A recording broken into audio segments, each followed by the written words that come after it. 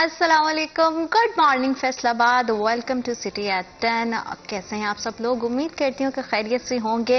नया दिन है, नया हफ्ते का आगाज़ है और आई एम श्योर कि बड़े एनर्जेटिक तरीके से आपका जो है वो आगाज़ हुआ होगा। वीकेंड बहुत अच्छा गुजरा होगा और गुज़िश्ता हफ्ता तो जो है वो बहुत ही ज़्यादा एक्साइटिंग रहा है। बहुत ज़्यादा जो है हमने देखा है कि एक्साइटमेंट रही है, बहुत ज़्यादा लोगों में क्यूरियोसिटी रही है, क्योंकि वोट कास्ट करने के बाद हर किसी की कोशिश थी कि उसने जिसको वोट कास्ट किया है उन्हीं का पसंदीदा कैंडिडेट जो है वो इलेक्ट हो, जीते। और आने वाले दिनों में नताइज क्योंकि आ चुके हैं, इंडिपेंडेंट जो कैंडिडेट्स हैं वो किन पार्टीज में शमूलियत इख्तियार करेंगे और सियासी मैदान में किस तरह की गहमा गहमी रहेगी, इसी हवाले से हम बात करेंगे कि सियासत का मौसम क्या कहता है। लेकिन उससे पहले हम जानेंगे कि शहर फैसलाबाद का आज का मौसम कैसा है हमारे स्पेशल सेगमेंट टुडेज वेदर में।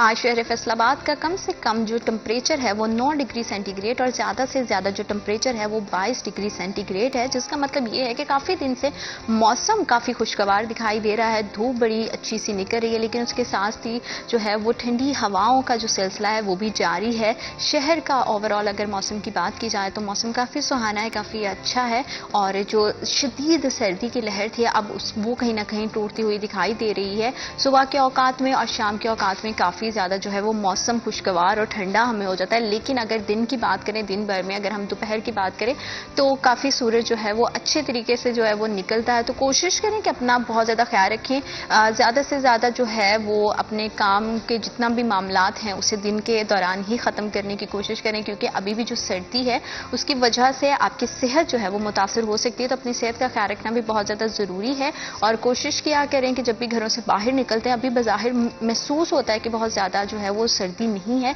तो हम ऐसे ही निकल जाते हैं, लेकिन कुछ ना कुछ अपने साथ ओढ़ने के लिए गर्म ज़रूर रखा करें, ताकि अगर कभी आपको गर्मी महसूस हो तो आप अपने आप को अनकवर कर सकते हो। लेकिन खुद को कवर रखना, अच्छे से खाना पीना बहुत ज़्यादा ज़रूरी है, क्योंकि जब भी मौसम बदलता है तो मौसम की जो तब्दीली है वो कहीं ना कहीं आपकी सेहत को मुतासर करती है और आपकी सेहत हमारे लिए बहुत ज़्यादा ज़रूरी है, इसलिए अपना बहुत ज़्यादा ख्याल रखना है आपने। और जिस तरह से तब्दीलियों की हम बात करते हैं, चाहे वो मौसम की हो या सियासत की जो है वो तब्दीली हो, उसमें किस तरह के आने वाले दिनों में हमें चेंजेस दिखाई देंगे, किस तरह की हमें जो है वो अच्छी और या कह सकते हैं कि जो गैर मतवक्के तरह की तब्दीलियां वो दिखाई देंगी। इसी तमाम मौजू पे बात करने के लिए आज हमें स्टूडियो में ज्वाइन किया है हमारे सीनियर रिपोर्टर हैं अब्दुर्रहमान। अस्सलाम वालेकुम जी। वालेकुम, कैसे हैं आप? अल्लाह का शुक्र, आप सुनाएं। मैं बिल्कुल ठीक हूँ और बहुत ज़्यादा एक्साइटेड भी रही हूँ। पिछला पूरा हफ्ता जो है वो इसी कश्मकश में गुजर गया कि पता नहीं क्या नताइज होंगे। नतीजे बहुत अब्दुर्रहमान लंबे हो गए। तो फैसलाबाद की अगर बात की जाए तो आपने क्या देखा कि नताइज कितने अच्छे रहे, किस पार्टी के हक में जो है वो बहुत ज़्यादा बेहतरीन साबित हुए, और क्या वैसे ही है जैसे अवाम को उम्मीद थी या अनएक्सपेक्टेडली चीज़ें बदली हैं? थैंक यू ज़ीनत। देखिए, ये इलेक्शन कमीशन के साथ कई बार मामला ये डिस्कस भी किया गया है कि यहाँ पर नताइज के हवाले से कुछ ऐसे सिस्टम होने चाहिए कि जिन पे लोगों की शकूक व शुबात ना हो।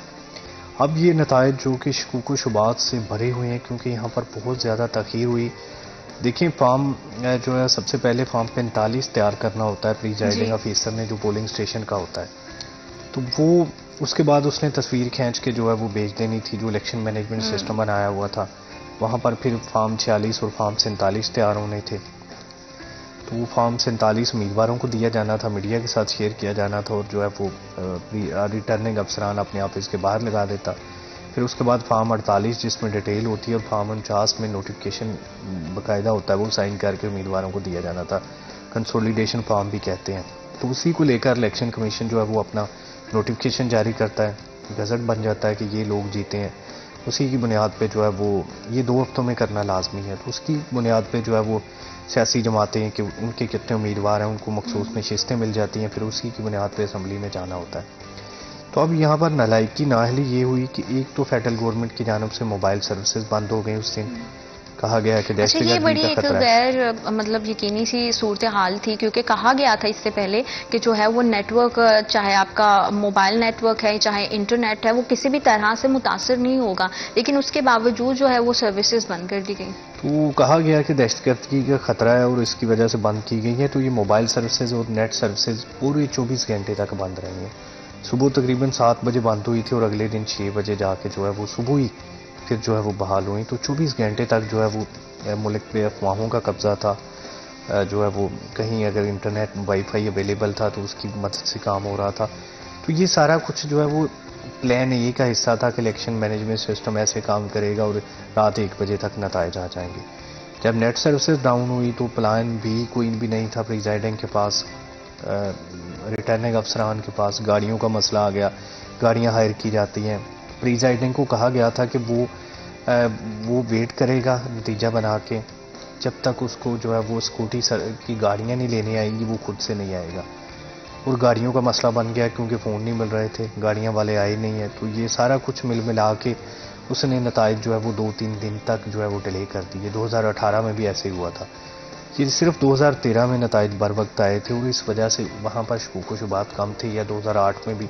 اور یہ سمجھا جاتا ہے کہ پرانے جتنے بھی نتائج ہیں وہ رات کو 11-12 بجے کلیئر ہو جاتے تھے. اور اب جو ترقی ہوتی جا رہی ہے, جو ٹیکنالوجی آتی جا رہی ہے, جو ڈیولپمنٹ بہتر ہوتی جا رہی ہے, نتائج تاخیر کا شکار ہوتے جاتے ہیں. افسران بہترین بیوروکریٹس ہائر کیے گئے تھے اس میں تاکہ جو ہے وہ چیزیں بہتر ہو سکیں. اس کا نتیجہ ہم نے یہ دیکھا کہ چیزیں بد سے بدتر ہوتی گئیں.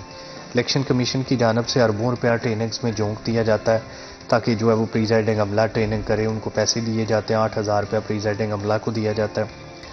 تو یہ سارا کچھ اس کا نتیجہ یہ ہے کہ 3 دن لیکن اس تمام پروسیس کی وجہ سے بہت زیادہ لوگوں میں جو ہے وہ کوسچنز بھی ان کے مائنڈ میں جو ہے وہ کھڑے ہو گئے, کیونکہ پہلے کہا گیا کہ سروس بند نہیں ہوگی, پھر اچانک سے سروس بند کر دی گئی. سروس بند ہونے سے پہلے کے نتائج کچھ اور کہہ رہے تھے. سروس بند ہونے کے بعد جب دوبارہ سے جو ہے وہ سروس بحال ہوئی تو نتائج اگلے دن بالکل ہی الٹ لوگوں کو جو ہے وہ دکھائی بھی دیے. تو ایک بڑا ہی جو ہے نا وہ کشمکش کی صورتحال ساری دکھائی دی. جیسے آپ نے کہا کہ پلان اے کے بعد پلان بی نہیں تھا, کہ اب پلان بی اس لیے نہیں تھا کہ پہلے ایکسپیکٹ نہیں کیا جا رہا تھا کہ شاید ریزلٹس اس طرح کے آئیں گے, اور اس کے بعد ساری صورتحال یہ ہوئی.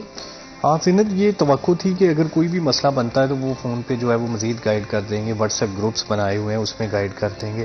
لیکن جب سب کچھ ہی بند ہو گیا تو اب جو دور دراز میں پولنگ اسٹیشنز ہیں وہاں پر جا کر قائل کرنا ممکن نہیں رہا. پریزائڈنگ کو جو کچھ ٹریننگ میں بتایا گیا تھا وہ سارا کچھ موبائل کے, وائی فائی کے, انٹرنیٹ کے ریلیٹڈ تھا, اور وہ سارا کچھ بند ہو گیا کیونکہ ان کے 1,000 روپیہ ان کے جو اعزازی ہے اس میں یہ بھی دیا جانا تھا کہ جو وہ انٹرنیٹ یوز کریں گے, اس دن موبائل یوز کریں گے, وہ ساری سروسز تو بند ہو گئی. تو اب اس کی وجہ سے جو ہے وہ میس کریٹ ہو گئی, اس کی وجہ سے سوشل میڈیا پہ جو ہے وہ ہنگامہ ہو گیا, اس کی وجہ سے احتجاج بھی ہوئے. فیصل آباد میں دیکھیں کہ 31 نشستیں تھیں تو سمندری میں احتجاج ہو رہے ہیں پچھلے 2 روز سے. پی ٹی آئی کے لوگ احتجاج کر رہے ہیں کہ یہاں پر ان کے نتائج بدلے جا رہے ہیں. اور یہ صرف سمندری ہے جہاں سے نون لیگ جیتی ہے, باقی پورے ضلع سے جو ہے وہ فارغ ہو گئی ہے. جمرہ سے بات کریں تو جو ہے وہ مکمل طور پر پی ٹی آئی کے حمایت یافتہ امیدوار جیت گئے ہیں. این اے میں جو ہے وہ علی افضل شاہی کامیاب ہوئے ہیں, ان کے نیچے پی پی 98 میں ان کے بھائی جنید افضل شاہی کامیاب ہوئے ہیں, جبکہ 99 میں احمد مجتبیٰ نون لیگ کے لوگ ہار گئے ہیں. اسی طرح سے جڑامالہ کے حوالے سے بات کریں تو ادھر بھی جو ہے وہ مسلم لیگ نون ہار گئی ہے اور مکمل طور پر جو ہے وہ فارغ ہو گئی ہے, اور پی ٹی آئی کے حمایت یافتہ لوگ کامیاب ہوئے ہیں. تاندلے والا میں جو ہے وہ ایم این اے علی گوہر بلوچ فیورٹ تھے, وہ ہار گئے ہیں. ان کے نیچے صرف ایک ایم پی اے جعفر علی اوچا کامیاب ہوئے ہیں, باقی ادھر سے بھی جو ہے وہ پی ایم ایل این کے لوگ ہار گئے ہیں. صرف تحصیل سمندری ہے جہاں پر مسلم لیگ نون کے ایم این اے اور 2 ایم پی ایز منتخب ہوئے ہیں. شہباز بابر گجر نون لیگ کے ٹکٹ پر ایم این اے بنے ہیں, جبکہ حافظ ممتاز جو ہے وہ ہار گئے. اور اس تمام معاملات میں ہم دیکھتے ہیں کہ پیپلز پارٹی ہمیں کہیں پہ بھی دکھائی نہیں دے رہی ہے. فیصل آباد میں پیپلز پارٹی کی توقع تھی کہ بہتر ووٹ لے گی. تاندلیہ والا میں کچھ ووٹ جو بہتر ہوئے, سمندری میں ہوئے, لیکن اوورآل جو ہے وہ بہتر ووٹ نہیں ہو سکے. اوورآل کوئی سیٹ ہم یہ بھی نہیں کہہ سکتے کہ کسی سیٹ پر بہتر پوزیشن میں رہی ہے. کم از کم جو ہے وہ دوسرے نمبر پر بھی آئی ہو, تو کہیں پر بھی کمپٹیشن میں نہیں تھی پیپلز پارٹی. یہ اوورآل پورے پنجاب میں بھی بہت کم 10 سیٹیں صوبائی اسمبلی کی جیتی ہیں اور ایم این اے کی بھی بڑی کم سیٹیں جیتی ہیں. تو یہ پیپلز پارٹی کے حوالے سے جتنی توقعات تھیں, جتنی جو ہے وہ امیدیں لگائی گئی تھیں بلاول بھٹو کی جانب سے, مرکز میں جو ہے وہ لاہور میں الیکشن لڑ رہے تھے, لاہور میں الیکشن لوز ہو گیا. پہلے وہ کچھ پولنگ اسٹیشنز کی جو نتائج آئے ہیں ان میں وہ بہتر پوزیشن میں تھے. تو یہ 25 سے 30 نشستوں پر جو احتجاج کیے جا رہے ہیں پی ٹی آئی کی جانب سے, پیپلز پارٹی کی جانب سے کلیم کیا جا رہا ہے, تو اس میں یہ بھی ہے کہ جب ابتدائی نتائج آ رہے تھے اس میں جو ہے وہ پارٹیز آگے تھی, نون لیگ پیچھے تھی. پھر جب نتائج رک گئے ہیں اور اس کے بعد کئی گھنٹوں کے بعد آئے ہیں تو اس میں نون لیگ کو 25-30 سیٹوں پر جتا دیا گیا. یہ الزامات لگائے جا رہے ہیں. فافن کی جو رپورٹس آئی ہیں اس کے مطابق بھی یہ کہا جا رہا ہے کہ یہاں پر جو پولنگ اسٹیشنز ہیں ان پہ نتیجے کافی بہتر رہے. کوئی جو ہے وہ ریگنگ کی رپورٹ نہیں ہے کہ کوئی الیکشن میں دھاندلی ہوئی. لیکن جب فارم یہاں پر ریٹرننگ افسران پہ معاملہ آیا تو وہاں پر جو الیکشن ہے کمپرومائز ہوئے ہیں. تو جو بھی معاملہ بنا ہے وہ ریٹرننگ افسران پہ بنا ہے. سمندری میں بھی جو احتجاج ہو رہا ہے وہ آرو کے خلاف ہو رہا ہے کہ وہ آرو کی جانب سے جو ہے وہ جانبداری کی گئی ہے. وہ جیتنے والے ایم پی اے راؤ کاشف کا کزن ہے. یہ مخالفین کا جو موقف ہے تو یہ سارا کچھ جو ہے وہ ریٹرننگ افسران پہ ڈالا جا رہا ہے جو کہ بیوروکریٹ سے اس سے پہلے عدلیہ کی جانب سے جو ہے وہ الیکشنز کروائے گئے تھے 2018 میں 2013 میں. تو ان پر بھی جو ہے وہ کئی طرح کے الزامات تو لگتے رہے ہیں لیکن اس طرح سے جو الیکشن جو ہے وہ ریٹرننگ افسران پر یہ الزام نہیں لگے. پہلے 2018 میں پولنگ پہ لگتے رہے ہیں کہ پریزائڈنگ نے جو ہے وہ انوالومنٹ کی, ان کے ساتھ مل کر 2 نمبری ہوئی 13 میں بھی 8 میں بھی. لیکن یہ پہلی بار ہے کہ یہاں پر آروز پر جو ہے وہ الزامات لگائے جا رہے ہیں کہ فارم 45 پہ اور رزلٹ ہے, فارم 47 پہ اور لکھا ہوا ہے. تو یہ لاہور ہائی کورٹ میں پنجاب سے کم از کم 16 کے قریب جو ہے وہ ریٹ دائر کی گئی ہیں جن پر آج عدالت جو ہے وہ معاملہ بھی سنے گی کیونکہ چھٹیاں تھیں. تو آج یہاں پر لاہور ہائی کورٹ میں دوبارہ گنتی کے معاملات بھی ہے. فارم 45 کی گنتی اور فارم 47 کی گنتی میں جو فرق آ رہا ہے وہ بھی ہے. جو فارم 45 پی ٹی آئی کے لوگوں کے پاس موجود ہے اور جبکہ جو نئے فارم 45 بھی کریٹ کیے گئے ہیں تو یہ بھی بڑا مسئلہ آ رہا ہے کہ یہاں پر جو جعلی اگر فارم 45 کس کے پاس ہے وہ پہلے کیسے بنا, اس پہ سارے سائن موجود ہے. تو یہ سارا کچھ مل کے جو ہے وہ ایک طرح سے اس الیکشن کو دوبارہ سے مشکوک بنا رہا ہے کہ جتنی فیئر طریقے سے یہ انتخابات ہوئے تھے, جو الیکشن ڈے بڑے پرامن طریقے سے گزرا تھا اور یہ بڑے عرصے بعد الیکشن ڈے پورا من رہا ہے کہ یہاں پر کوئی بھی ایسا وقوع نہیں ہوا, کوئی لڑائی نہیں ہوئی, کوئی الزام نہیں لگا, اتنا ہی بہترین. اور حالانکہ اسی بار سب سے زیادہ ایکسپیکٹ کیا جا رہا تھا کہ شاید اس طرح کی کوئی ہنگامی صورتحال ہوگی, لیکن بڑا ہی جو ہے نا وہ الیکشن کا دن بڑا اچھے سے گزر گیا. لوگوں نے ووٹ کاسٹ کیا اور ٹرن آؤٹ بہت اچھا رہا. عبدالرحمان, اس بار ہم نے دیکھا ہے کہ جو ہے وہ ووٹرز بہت کثیر تعداد میں باہر آئے ہیں. دیکھیں جی, ٹرن اوور 48% رہا ہے, کوئی بہت آئیڈیل نہیں ہے, بہت زیادہ نہیں ہے. ہاں, پاکستان تحریک انصاف کے لوگ جو ہے وہ زیادہ سامنے آئے ہیں, نون لیگ کے لوگ جو ہے وہ کم آئے ہیں. نون لیگ کے امیدوار اپنے ووٹرز کو اس طرح سے انٹیکٹ نہیں کر سکے, اکٹھا نہیں کر سکے, پولنگ میں نہیں لا سکے. تو یہ ووٹ جو رپورٹس ہیں فافن کی کہ یہاں پر نون لیگ پیپلز پارٹی کو ووٹ تو اچھا خاصا پڑا ہے پنجاب میں یا مرکز میں یا, لیکن پی ٹی آئی نے جو اپنا ووٹ بینک ہے وہ انٹیکٹ رکھا ہے, اس کو مزید بڑھایا ہے. اور اس کا یہ نتیجہ نکلا ہے کہ جہاں کہیں بھی فیصل آباد کی بات کریں تو فیصل آباد میں بالکل سویپ ہو گیا ہے. تو اس کی وجہ یہی ہے کہ بڑی لیڈ سے پی ٹی آئی کے لوگ جیتے ہیں. جہاں کہیں نون لیگ کامیاب ہوئی ہے, 4 ایم پی یا 1 ایم این اے بنا ہے, تو وہ بڑی معمولی مارجن ہے. تو یہ فیصل آباد میں پڑنے والے ووٹوں کا تقریباً جو ہے وہ 3 لاکھ ووٹوں کا فرق ہے, پی ٹی آئی کا زیادہ فرق ہے. اچھا, تو یہ مطلب اتنی زیادہ ہے. حالانکہ 2018 میں نون لیگ کو فیصل آباد میں زیادہ ووٹ پڑا تھا, قریب ہی رہے تھے, پنجاب میں زیادہ ووٹ پڑا تھا. تو اب نون لیگ کا ووٹ بینک جو ہے وہ اس طرح سے نہیں رہا, پی ٹی آئی کا ووٹ بینک اس سے بڑھ گیا. نوجوان بڑا متحرک رہا ہے ان الیکشنز کی. خاص بات یہ تھی نوجوانوں کا کردار. بالکل, نوجوانوں نے نہ صرف ووٹ کاسٹ کیا بلکہ اپنی فیملی کو لے کر بھی پوری کو لے کر ووٹ کاسٹ کروایا. پی ٹی آئی کے جتنے بھی لوگ تھے وہ انتخابی نشان کے حوالے سے بڑے یہاں پر ان کی کمٹمنٹ تھی. کئی لوگ جس میں رانا عاطف تھے جو بڑے دنوں کے بعد سامنے آئے تھے, ندیم صادق ڈوگر, پہلے 2 امیدوار یہاں سے ہٹا کر تیسرے امیدوار تھے جن کو نامزد کیا گیا. تو ان کو اپنی ویب سائٹ سے اپنے گروپس کے ذریعے پتا تھا کہ کس پی پی میں کون سا امیدوار ہے, کس این اے میں کون سا امیدوار ہے. اور وہاں پر جو پی ٹی آئی کے 10 15 امیدوار تھے ان کو کوئی ووٹ نہیں پڑا.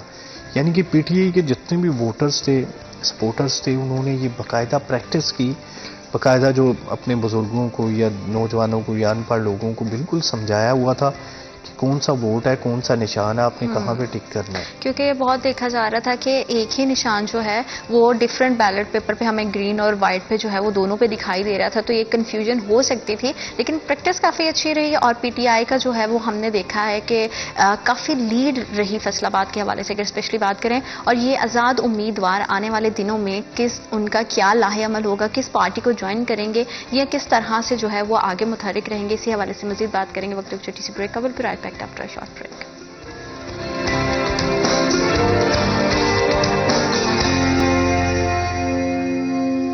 Welcome back after short break. آپ دیکھ رہے ہیں سٹی ایٹ 10. اور سیاست کے میدان میں اب کیا نیکسٹ کیا ہونے جا رہا ہے؟ انڈیپینڈنٹ کینڈیڈیٹس کس پارٹی کو جوائن کریں گے یا ان کا کس طرح سے جو ہے وہ فیصلہ رہے گا, کس طرح سے وہ عوام کی خدمت میں متحرک رہیں گے, اسی کے حوالے سے مزید بات کریں گے. عبدالرحمان, ہم نے دیکھ لیا کہ فیصل آباد میں اگر اوور آل دیکھا جائے تو پی ٹی آئی جو ہے وہ کافی آگے رہی, بہت ساری نشستیں حاصل کرنے میں کامیاب ہوئی. اب نیکسٹ لاہ عمل ان کا کیا ہوگا؟ وہ کیا آپ کو کیا لگتا ہے کہ کس سیاسی جماعت کے ساتھ جو ہے وہ جڑیں گے, کس میں شمولیت اختیار کریں گے, یا پھر الگ سے کچھ اپنا پارٹی جو ہے ہم دیکھیں گے کہ کوئی نئی پارٹی ہمیں دکھائی دے گی؟ دیکھیے فیصلہ آباد کے حوالے سے بات کریں تو یہاں پر تو پی ٹی آئی 3 دہائی سے کامیاب ہو گئی. نون لیگ کا تو صرف ایک ایم ایل اے بنا, باقی جو ہے اسی طرح سے 4 ایم پی اے بنے نون لیگ اور باقی 17 جو ہے پی ٹی آئی کی. تو پی ٹی آئی تو فیصلہ آباد میں تو انہوں نے جو وہ لینڈ سلائڈ وکٹری حاصل کی. اسی طرح سے پنجاب میں ان کی سیٹیں زیادہ انڈیپینڈنٹ, مرکز میں زیادہ. لیکن اب مسئلہ یہ ہے کہ یہاں پر بطور پارٹی اگر بات کریں, پنجاب میں نون لیگ لیڈنگ پارٹی ہے, مرکز میں نون لیگ لیڈنگ پارٹی ہے, سندھ میں پیپلز پارٹی ہے, کے پی کے میں یہی انڈیپینڈنٹ جو پی ٹی آئی کے بلوچستان میں پیپلز پارٹی, نون لیگ اور دوسری جماعتیں ہیں. تو پی ٹی آئی بطور پارٹی تو کہیں پر نہیں ہے, کیونکہ وہ بطور پارٹی الیکشن ہی نہیں لڑ رہے تھے. انڈیپینڈنٹ لوگوں کے الیکشن لڑ رہے تھے, اور بطور آزاد امیدوار جب تک وہ کسی پارٹی کا حصہ نہیں بنیں گے, سنی اتحاد کونسل کا اگر بنتے ہیں یا اس کے علاوہ جو وہ ایم ڈبلیو ایم کا بنتے ہیں, تو اس کے بعد ہی وہ بطور پارٹی آئیں گے. تو پھر ان کو جو ہے وہ ریزرو سیٹیں بھی ملیں گی. اگر وہ 2 ہفتوں میں کسی بھی پارٹی کا حصہ نہیں بنتے, الیکشن کمیشن نوٹیفائی کر دیتا ہے, ان کی نشستیں نوٹیفیکیشن ہو جاتا ہے, تو 3 دن ان کے پاس ہوں گے. 3 دنوں میں کوئی بھی پارٹی نہیں چنتے تو وہ آزاد کنسیڈر ہوں گے, اور پھر وہ جو ہے وہ ریزرو سیٹس نہیں لیں گے. اب اگر وہ مجلس وحدت المسلمین میں جاتے ہیں, سنی اتحاد کونسل میں جاتے ہیں, تو پھر ان پر ان کے رولز لاگو ہوں گے, ان کے چیئرمین ہوں گے, وہ ان کا اپنا جو پارلیمانی لیڈر ہوگا, تو پھر وہ ریزرو سیٹس کے حقدار ہوں گے. پھر وہ لیڈنگ پارٹی جو ہے وہ حکومت میں جائے گی. وہ پی ٹی آئی نہیں ہوگی, کوئی اور ہوگی جس میں بھی وہ شامل ہوں گے. پھر وہ ریزرو سیٹس بھی 100 کے پیچھے جو ہے وہ 20 تقریباً 20% تک ملیں گی. جیسے 4 یا کچھ ایم پی ایس ہوں گے تو ایک جو ریزرو سیٹ خاتون کی ملیں گی, جو فارمولہ نکالا گیا ہے. تو سمجھ لیں کہ پھر وہ پنجاب کی بھی لیڈنگ پارٹی ہوں گے, مرکز کی بھی لیڈنگ پارٹی ہوں گے. لیکن پھر بھی جو حکومت سازی کے لیے جو گولڈن نمبرز چاہیے اس میں وہ کافی پیچھے ہیں. حکومت کے لیے فیورٹ جو ہے وہ نون لیگ ہے پنجاب میں اور مرکز میں. لیکن اگر ساتھ میں پیپلز پارٹی شامل ہو, اگر پیپلز پارٹی شامل نہیں ہوتی, نون لیگ, ایم کیو ایم, کاف لیگ اور دوسری جماعتیں مل کر بھی جو ہے مرکز میں حکومت بنانے کی پوزیشن میں نہیں ہے. پنجاب میں نون لیگ حکومت بنانے کی پوزیشن میں نہیں ہے اگر کاف لیگ, پیپلز پارٹی اور دیگر چھوٹی جماعتیں ساتھ نہیں دیتی.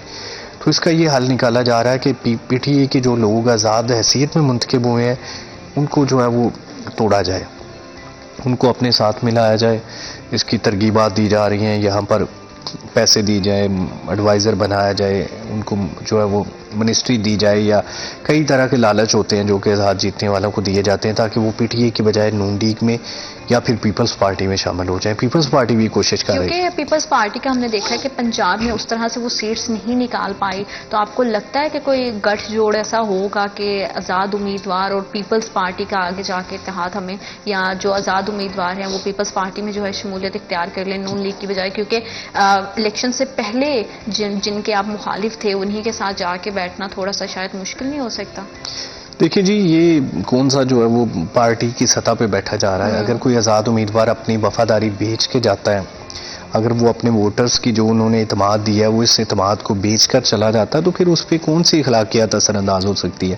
پھر تو اس کے اپنے ذاتی فائدے ہوں گے, حلقے کے فائدے ہوں گے, یا دیگر فائدے جو ہے وہ غالب آ جائیں گے. تو یہ اب مسئلہ یہ ہے کہ پیپلز پارٹی بالکل کوشش کر رہی ہے پنجاب میں ایم این ایز خریداری کرنے کی, ایم این ایز نون لیگ بھی کر رہی ہے. اب جو بھی اس میں کامیاب ہوگی وہ حکومت بنانے میں کامیاب ہو جائے گی. پیپلز پارٹی کی شرط یہ بھی ہے کہ وہ نون لیگ کی سپورٹ کریں گے. پنجاب میں جو بھی سی ایم نامزد ہوگا, مریم نواز یا شہباز شریف, اس کی سپورٹ ہوگی.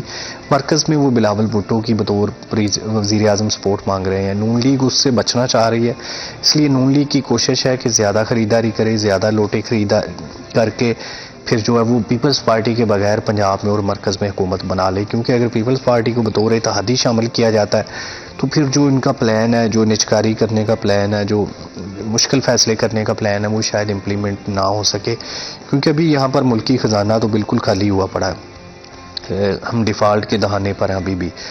تو اس کا یہ حل نکالا جا رہا ہے کہ پی آئی اے کی، اسٹیل ملز کی، یا اس طرح سے دیگر جو بھی ایسی آرگنائزیشنز جو نقصان میں چل رہی ہیں ان کو بیچا جائے، ان کا نقصان کم کیا جائے، اور جو اس مد میں پیسے آئیں گے خزانے میں تو چلیں خزانہ کچھ بہتر ہو جائے گا. اور اسی طرح سے بجلی پر نئے ٹیکسز لگائے جائیں، فیول پر لگائے جائیں، گیسز پر لگائے جائیں، تاکہ جو ہے وہ خزانہ بھرے، ٹیکس اکٹھا ہو زیادہ. ایف پی آر کو مزید جو ہے وہ ٹیکس پیئر ڈھونڈنے کے پر لگایا گیا. اسی طرح سے جو ہے وہ امپورٹ پہ جو ہے وہ زیادہ ٹیکس لگایا گیا. اس کا نتیجہ یہ مہنگائی کی صورت میں تو نکلے گا، تاہم اگر یہ انسٹیبلٹی جاری رہتی ہے تو یہ 2024 میں $400 پہ بھی جا سکتا ہے. مہنگائی کی شرح جو ہے وہ اس سے ڈبل بھی ہو سکتی ہے، جتنی چیزیں مہنگی ہو چلی ہیں. تو یہ ایک مستحکم حکومت بڑی ضروری ہے. اب جو پبلک نے مینڈیٹ دیا ہے، یہ مستحکم حکومت کا مینڈیٹ نہیں ہے، یہ مکس مینڈیٹ ہے کہ جس میں ساری جماعتیں برابر ہیں. کسی کو بھی جو فیورٹ مینڈیٹ نہیں ملا، نہ ہی پی ٹی آئی کو 150 سیٹیں ملی ہیں کہ وہ اپنی آزاد حیثیت میں حکومت بنا لے مرکز میں یا پنجاب میں. کے پی کے میں انہیں نشستیں ملی ہیں. اسی طرح سے پیپلز پارٹی تو بہت پیچھے ہے نا حکومت بنانے کے حوالے سے. جب تک ان کو کوئی کولیشن میں نہیں لے گا وہ اکیلے حکومت نہیں بنا سکتے. ہاں پی ٹی آئی اگر ان کے ساتھ مل جائے تو وہ مرکز میں حکومت بنا سکتے ہیں، پنجاب میں بنا سکتے ہیں. اسی طرح سے نون لیگ اب وہ اکیلے حکومت بنانے کی پوزیشن میں نہیں ہے، ان کی سیٹیں بڑی کم ہیں. سارے اتحادی ان کے ساتھ ملے، اس کے بعد کچھ وہ خریداری کریں M P M N S کی، پھر اس کے بعد جو وہ حکومت بنانے کی پوزیشن میں ہے. تو ابھی جو سیاسی پارٹیز کے خریدار ہیں وہ متحرک ہو چکے ہیں. فیصل آباد میں رانا ثناء اللہ خان کوشش کر رہے ہیں لوگوں کو ہاتھ پھیرنے کی کہ جتنے بھی لوگ آزاد حیثیت میں منتخب ہوئے ہیں وہ ساتھ ملائے جائیں. شہباز شریف اپنے طور پر کوشش کر رہے ہیں کہ وہ زیادہ سے زیادہ لوگوں کو اکٹھا کر کے لالچ دے کر آ جائیں. کچھ گئے بھی ہیں، لاہور سے ایک پی ٹی آئی کا ایم این اے جو ہے وہ چلا گیا ہے. اسی طرح سے جو ہے وہ روہیل کیسر کو جس نے ہرایا تھا چنیوٹ سے آزاد حیثیت میں منتخب ہونے والے جا رہے ہیں. فیصل آباد میں کئی لوگوں پر الزامات لگ رہے ہیں. کل رانا عاطف کی جانب سے تردید آئی ہے، ایم پی اے ندیم صادق ڈوگر نے تردید کی ہے، رانا عبدالرزاق نے کی ہے. تو ابھی جو تردیدیں آ رہی ہیں کہ یہاں پر ہم بالکل نون لیگ میں نہیں جا رہے یا پیپلز پارٹی میں نہیں جا رہے، پی ٹی اے میں رہیں گے. تاہم یہ 2 ہفتے تک کیسے بچیں گے؟ 2 ہفتے تک ان کی جو ترغیبات ہوں گی وہ کیا ہوں گی؟ کیونکہ ایک سرٹن پوائنٹ پہ جا کے تو ان لوگوں کو ڈیسیجن لینا ہی ہوگا نا کہ کس پارٹی میں ان کو شمولیت اختیار کرنی ہے، ادروائز تو پھر یہ ایز انڈیپینڈنٹ کینڈیڈیٹ ہی رہیں گے. ایگزیکٹلی یا مطلب جیسے میں نے کہا کہ جو ان کی اتحادی جماعتیں ہیں پی ٹی آئی کی، جیسے ایم ڈبلیو ایم مجلس جو وحدت المسلمین ہے، یا سنی اتحاد کونسل ہے، جو ان کے جو ہے وہ اتحادی جماعتیں ہیں اس میں شامل اگر ہوتے ہیں وہ پھر وہ کیونکہ یہ تو آنے والے دنوں میں ہی پتہ چلے گا کہ جتنے بھی پی ٹی آئی کے جو حمایت یافتہ امیدوار ہیں وہ کس پارٹی میں شمولیت اختیار کرتے ہیں یا کیا لاہے عمل اختیار کرتے ہیں. اسی حوالے سے مزید بات کریں گے. وقت ایک چھوٹی سی بریک کا، کہیں مت جائیے گا، ہمارے ساتھ رہیے گا.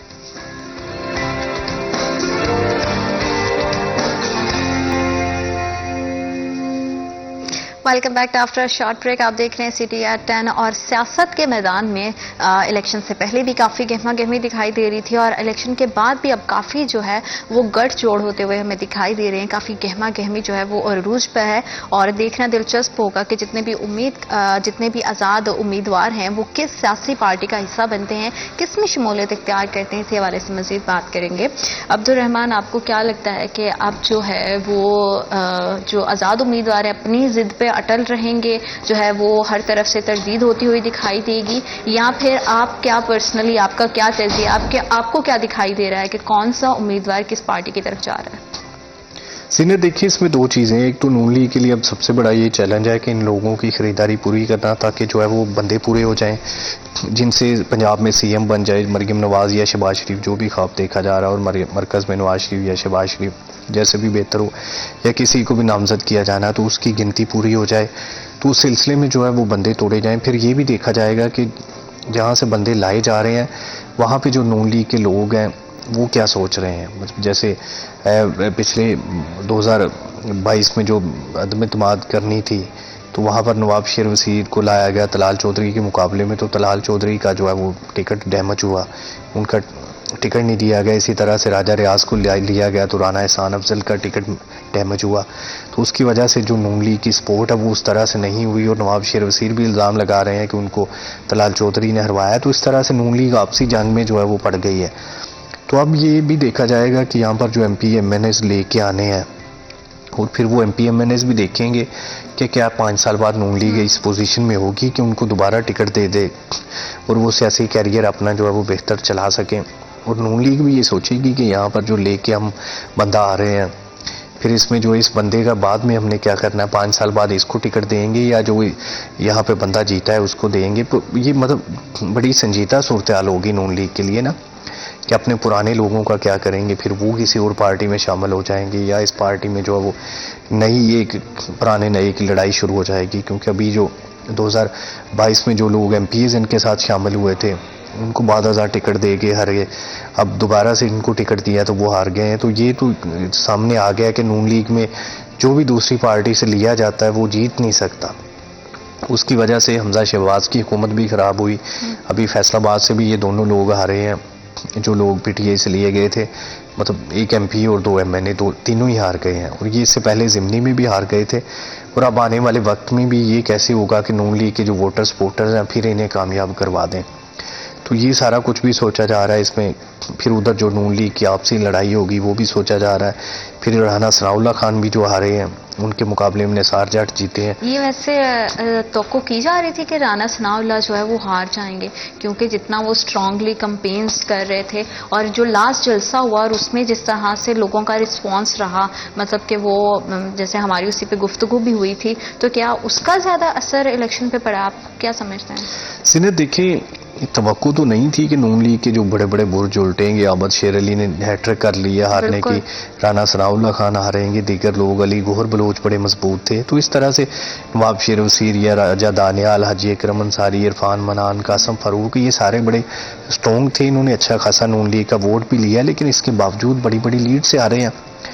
تو یہ توقع تو نہیں تھی کہ یہ پی ٹی آئی کے نو آموز کھلاڑیوں سے ہاریں گے جو ابھی بالکل سیاست میں نوبارد ہیں, بالکل نئے ہیں. اور بہت سارے ایسے کینڈیڈیٹ بھی ہیں جن کا پبلکلی لوگوں کو اتنا پتہ بھی نہیں ہے. ایگزیکٹلی. اور یہ 2 فروری کے جلسے کی بات آپ کی بالکل ٹھیک ہے کہ جلسہ اتنا زیادہ ماٹھا ہوا تھا, جلسہ اتنا زیادہ کمزور تھا کہ اس کا اثر پڑنا ہی تھا. کہ جو فیصل آباد میں جلسے میں 4000 لوگ صرف آیا, تو نواز شریف بیٹھے ہوئے تھے, شہباز شریف تھے, 2 سابق وزراء اعظم, رانا ثناء اللہ خان صوبائی صدر ہیں, ڈویژنل صدر بھی فیصل آباد سے ہیں. تو اتنے لوگ بیٹھے ہوئے اور جلسے میں صرف 4000 لوگ آ جائیں تو اس دن ہی ان کو اندازہ ہو جانا چاہیے تھا کہ عوام میں جو ان کی مقبولیت ہے وہ برقرار نہیں رہی اور عوام ان سے شدید ناراض ہے. اوپر سے کوئی بھی بڑا اعلان نہیں ہوا تھا فیصل آباد کے لیے سوائے موٹر ویز کے. موٹر ویز آگے پیچھے سے چلا دی جائیں گی بس. اور یہ بھی مذاق بن گیا تھا سوشل میڈیا پہ نا, کہ آپ کو موٹر ویز گیر لیں گی فیصل آباد میں. تو یہ کوئی مطلب پلان دیا جاتا ہے, کوئی لوگوں کو انٹیکٹ کیا جاتا ہے, لوگوں کو انگیج کیا جاتا ہے, تقریر میں خطاب ہوتا ہے. 10 منٹ کا خطاب تھا اور چاروں لیڈر جو ہے وہ واپس جا چکے تھے خطاب کر کے. اتنا مختصر جلسہ زندگی میں کبھی نہیں دیکھا تھا.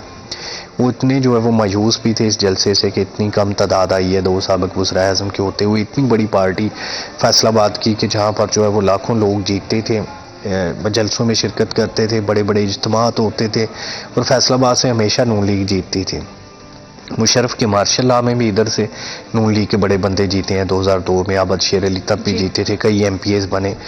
2008 میں بڑی تعداد جیتی. تو جب بینظیر بھٹو کی شہادت کے بعد ایک ویو تھی پیپلز پارٹی کی, تب بھی نون لیگ بڑی تعداد میں کامیاب ہوئی تھی. 2013 میں بالکل سویپ کیا تھا.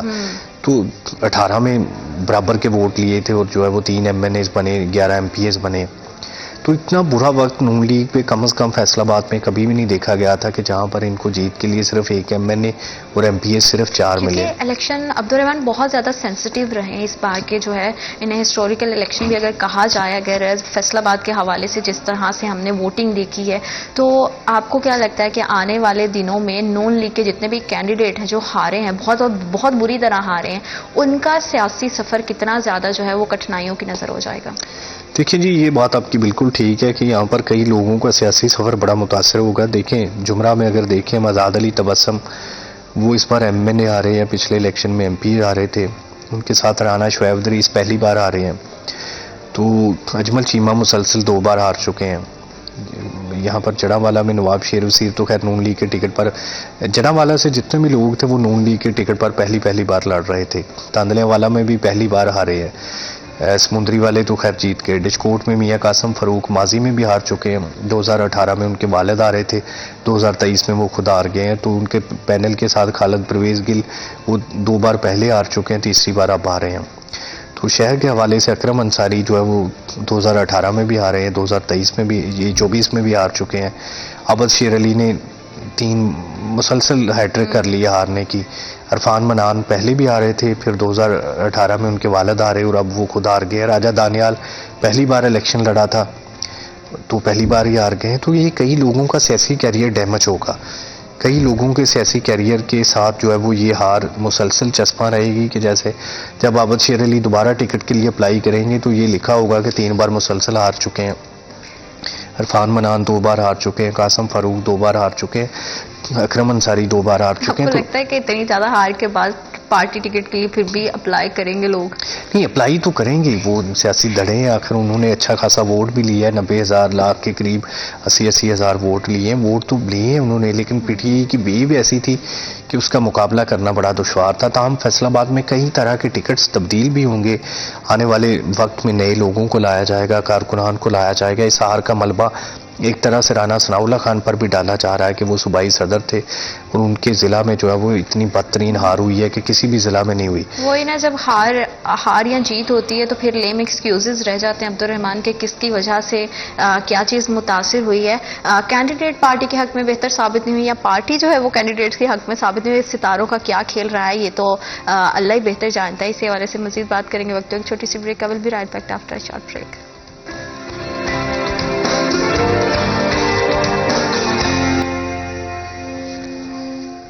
Welcome back to after a short break. آپ دیکھ رہے ہیں سٹی ایٹ 10 اور الیکشن کے بہت زیادہ مارجن جو ہے بڑے مارجن کے ساتھ پی ٹی آئی کے حمایت یافتہ کینڈیڈیٹس جو ہیں وہ فتح یاب ہوئے ہیں، اور اب لوگوں کی جو ہے نظریں اس چیز پر ہیں کہ وہ کس سیاسی پارٹی میں شمولیت اختیار کرتے ہیں، کس کا حصہ بنتے ہیں، اور آنے والے دنوں میں عوام کے لیے اس میں کتنی بہتری ہوگی اور عوام کے مسائل کو کس طرح سے جتنے بھی الیکٹ ہو کر کینڈیڈیٹ آئیں گے وہ کس طرح سے ان کو حل کریں گے، اسی حوالے سے مزید بات کریں گے۔ عبد الرحمان، یہ تو گہما گہمی ہے ہی کہ جو آزاد امیدوار ہیں وہ کس پارٹی میں شمولیت اختیار کریں گے، اور آپ کو کیا لگتا ہے کہ پارٹیز میں شمولیت کے بعد عوام کی جتنی بھی امیدیں ہیں آزاد کینڈیڈیٹس کے ساتھ وہ کس حد تک عوام کے مسائل حل ہوں گے اور کتنا ان کی امیدوں پہ پورا اتریں گے؟ دیکھیے جی، ابھی عوام کی امیدیں جو پی ٹی آئی کے لوگوں نے منتخب کی ہیں، اپنے ووٹ پر پہرا دیا ہے، ووٹ بھی ڈالا ہے، تو ان کی امیدیں تو یہی ہے کہ یہ لوگ پی ٹی آئی میں شامل ہوں۔ اگر کوئی بھی لوگ پی ٹی آئی کو چھوڑ کے جائے گا، دوسری جماعت میں شامل ہوگا، تو یہ سخت قسم کی جو ہے مزاحمت کا سامنا ہوگا، سوشل میڈیا پہ اس کی کریکٹر اسیسینیشن ہوگی، اس کے علاوہ جو ہے وہ دیگر تنقید بھی ہوگی، شاید اس کے گھر کے باہر احتجاج بھی ہو، کیونکہ یہاں پر جو چک جمرہ میں اجمل چیمہ جب چھوڑ کے آئے تھے تو الیکشن والے دن ان کے آفس کے باہر کسی نے جو ہے وہ لوٹے باندھے ہوئے تھے ان کے فلیکسز کے ساتھ، ان کے بینرز کے ساتھ، تو اس طرح سے مزاحمت کا سامنا تو کرنا پڑے گا۔ راجہ ریاض کو بھی کرنا پڑا کہ مسلسل گارڈ ساتھ رہتے تھے کہ کوئی لوٹے لوٹے کی آوازیں نہ کسیں، جب یہ کمپین کر رہے تھے، پھر بھی سدھو پورہ میں جو ہے وہ کئی نوجوانوں نے یہ آوازیں کسیں، ان کو گارڈز نے بھی مارا ان کے، تو اس طرح کے واقعات تو جو ہے وہ سامنے آتے رہے ہیں کہ جو لوگ چھوڑ کے آئے ہیں ان کو مکمل طور پر جو ہے وہ مزاحمت کا سامنا کرنا پڑا۔ سوشل میڈیا کے ذریعے ان کی کردار کشی کی گئی، ان کے خلاف جو ہے وہ رقیق حملے کیے گئے، تو یہ لوگ یہ سوچ کے آخر جائیں گے یا ان پہ اتنا زیادہ دباؤ ہوگا کہ وہ پارٹی چھوڑیں گے؟ 2 چیزیں، ایک دباؤ ہوتا ہے اسٹیبلشمنٹ کا ہو جائے یا حکومت کا ہو جائے یا بننے والی حکومت کا، یا پھر ترغیبات ہوتی ہیں، مختلف قسم کے لالچ دیے جاتے ہیں کہ آپ کا جتنا بھی خرچہ ہوا ہے وہ بھی آپ کو مل جائے گا، جتنے بھی جو ہے وہ آپ کی وزارت یا آپ کو ایڈوائزر بنایا جائے گا، کام ہوتے رہیں گا ہلکے کے، تو یہ پھر لالچ بھی ہوتے ہیں، بندے لالچ میں بھی آ جاتے ہیں، ڈر بھی جاتے ہیں۔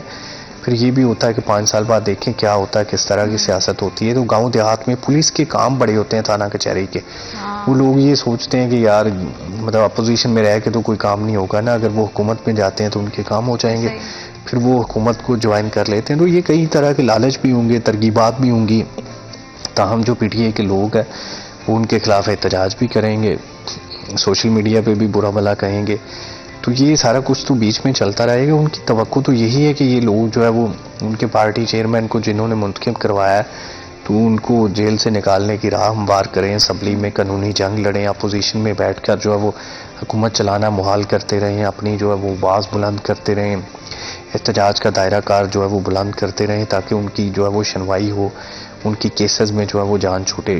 پھر ان کو یہ بھی لالچ ہوگا جو امیدواران ہے کہ جو 9 مئی کے کیسز ہے یا جو ان پہ FIRs ہیں اس میں ان کی جان چھوٹ جائے.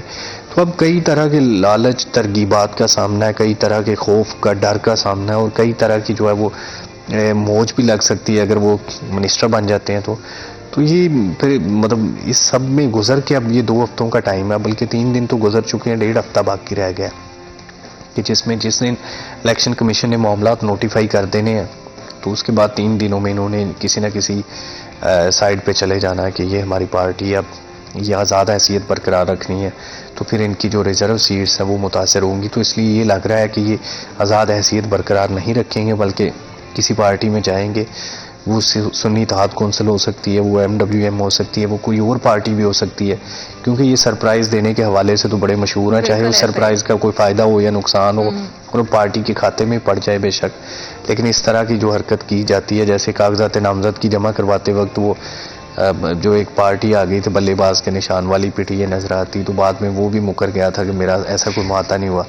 تو اس طرح کی کئی چیزیں جو ہے وہ سامنے آ سکتی ہیں کہ جن پہ چیزیں اثر انداز ہو سکتی ہیں, ان کے فائدے میں بھی نقصان میں بھی. تاہم یہ کوئی نہ کوئی سرپرائز تو دے سکتے ہیں, یہ تو ہے, کوئی نہ کوئی سوچ بچار تو PTI کی جانب سے کی جاتی ہوگی, کیونکہ اس ٹائم پہ جو ہے وہ پریشر بہت زیادہ بڑھ جائے گا, کیونکہ ہماری عوام بہت زیادہ جذباتی ہے. ہم لوگ جو اتنا زیادہ جو ہے نا ساتھ دیتے ہیں کسی کینڈیڈیٹ کا, اتنا ہی 1 منٹ بھی نہیں لگاتے. ظاہری بات ہے کہ جب آپ کی ہوپس کے اکارڈنگ جب وہ ڈیسیجن نہیں ہوگا تو پھر اس طرح کی ان کو جو ہے وہ مزاحمت کا, اس طرح کی تنقید کا سامنا کرنے کے لیے بھی مینٹلی پریپیئر رہنا پڑے گا. بالکل ایسے ہی. اور پھر یہ KP میں کیونکہ یہ حکومت بنانے جا رہے ہیں, وہاں پر ان کی میجورٹی ہے, تو وہاں پر تو کوئی بھی انہیں چیلنج نہیں کر سکتا. تو یہ KP کے ساتھ ساتھ جو ہے وہ پنجاب اور مرکز میں حکومت بنانے کا جو ہے وہ اعلان تو کیا جا چکا ہے, تاہم ان کے پاس سیٹس کی کمی ہے.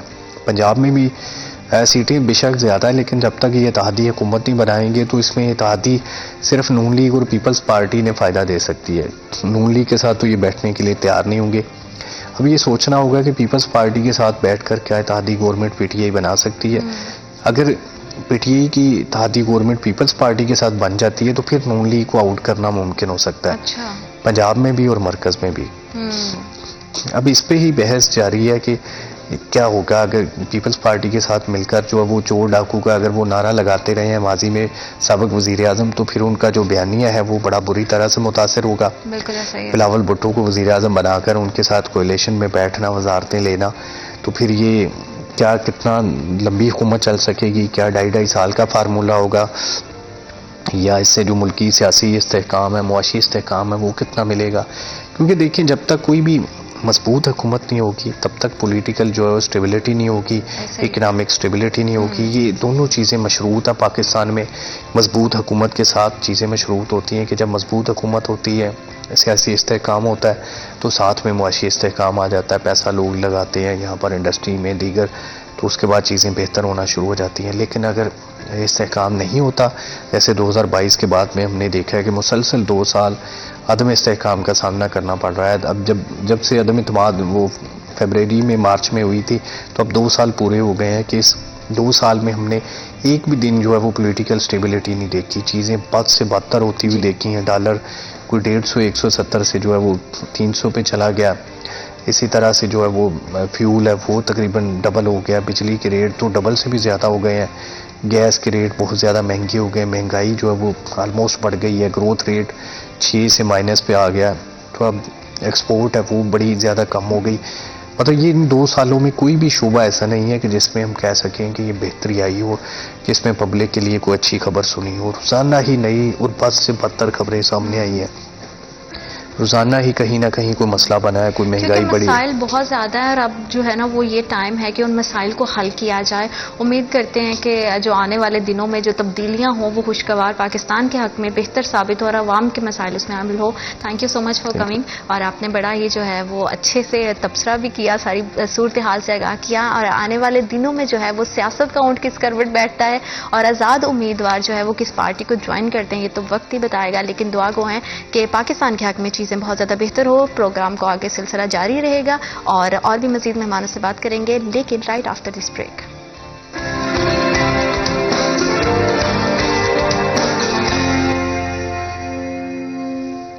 Welcome back to after short break. آپ دیکھ رہے ہیں سٹی ایٹ 10 اور شہر فیصل آباد میں ہماری کوشش ہوتی ہے کہ جس طرح کے بھی حالات چل رہے ہیں اس سے آپ کو اپڈیٹ رکھا جائے. ویجیٹیبلز کے, فروٹس کے, چکن کے کیا ریٹس چل رہے ہیں اور ریٹ لسٹ کیا کہہ رہی ہیں, یہ جانیں گے ہمارے اسپیشل سیگمنٹ آج کے بھاؤ میں.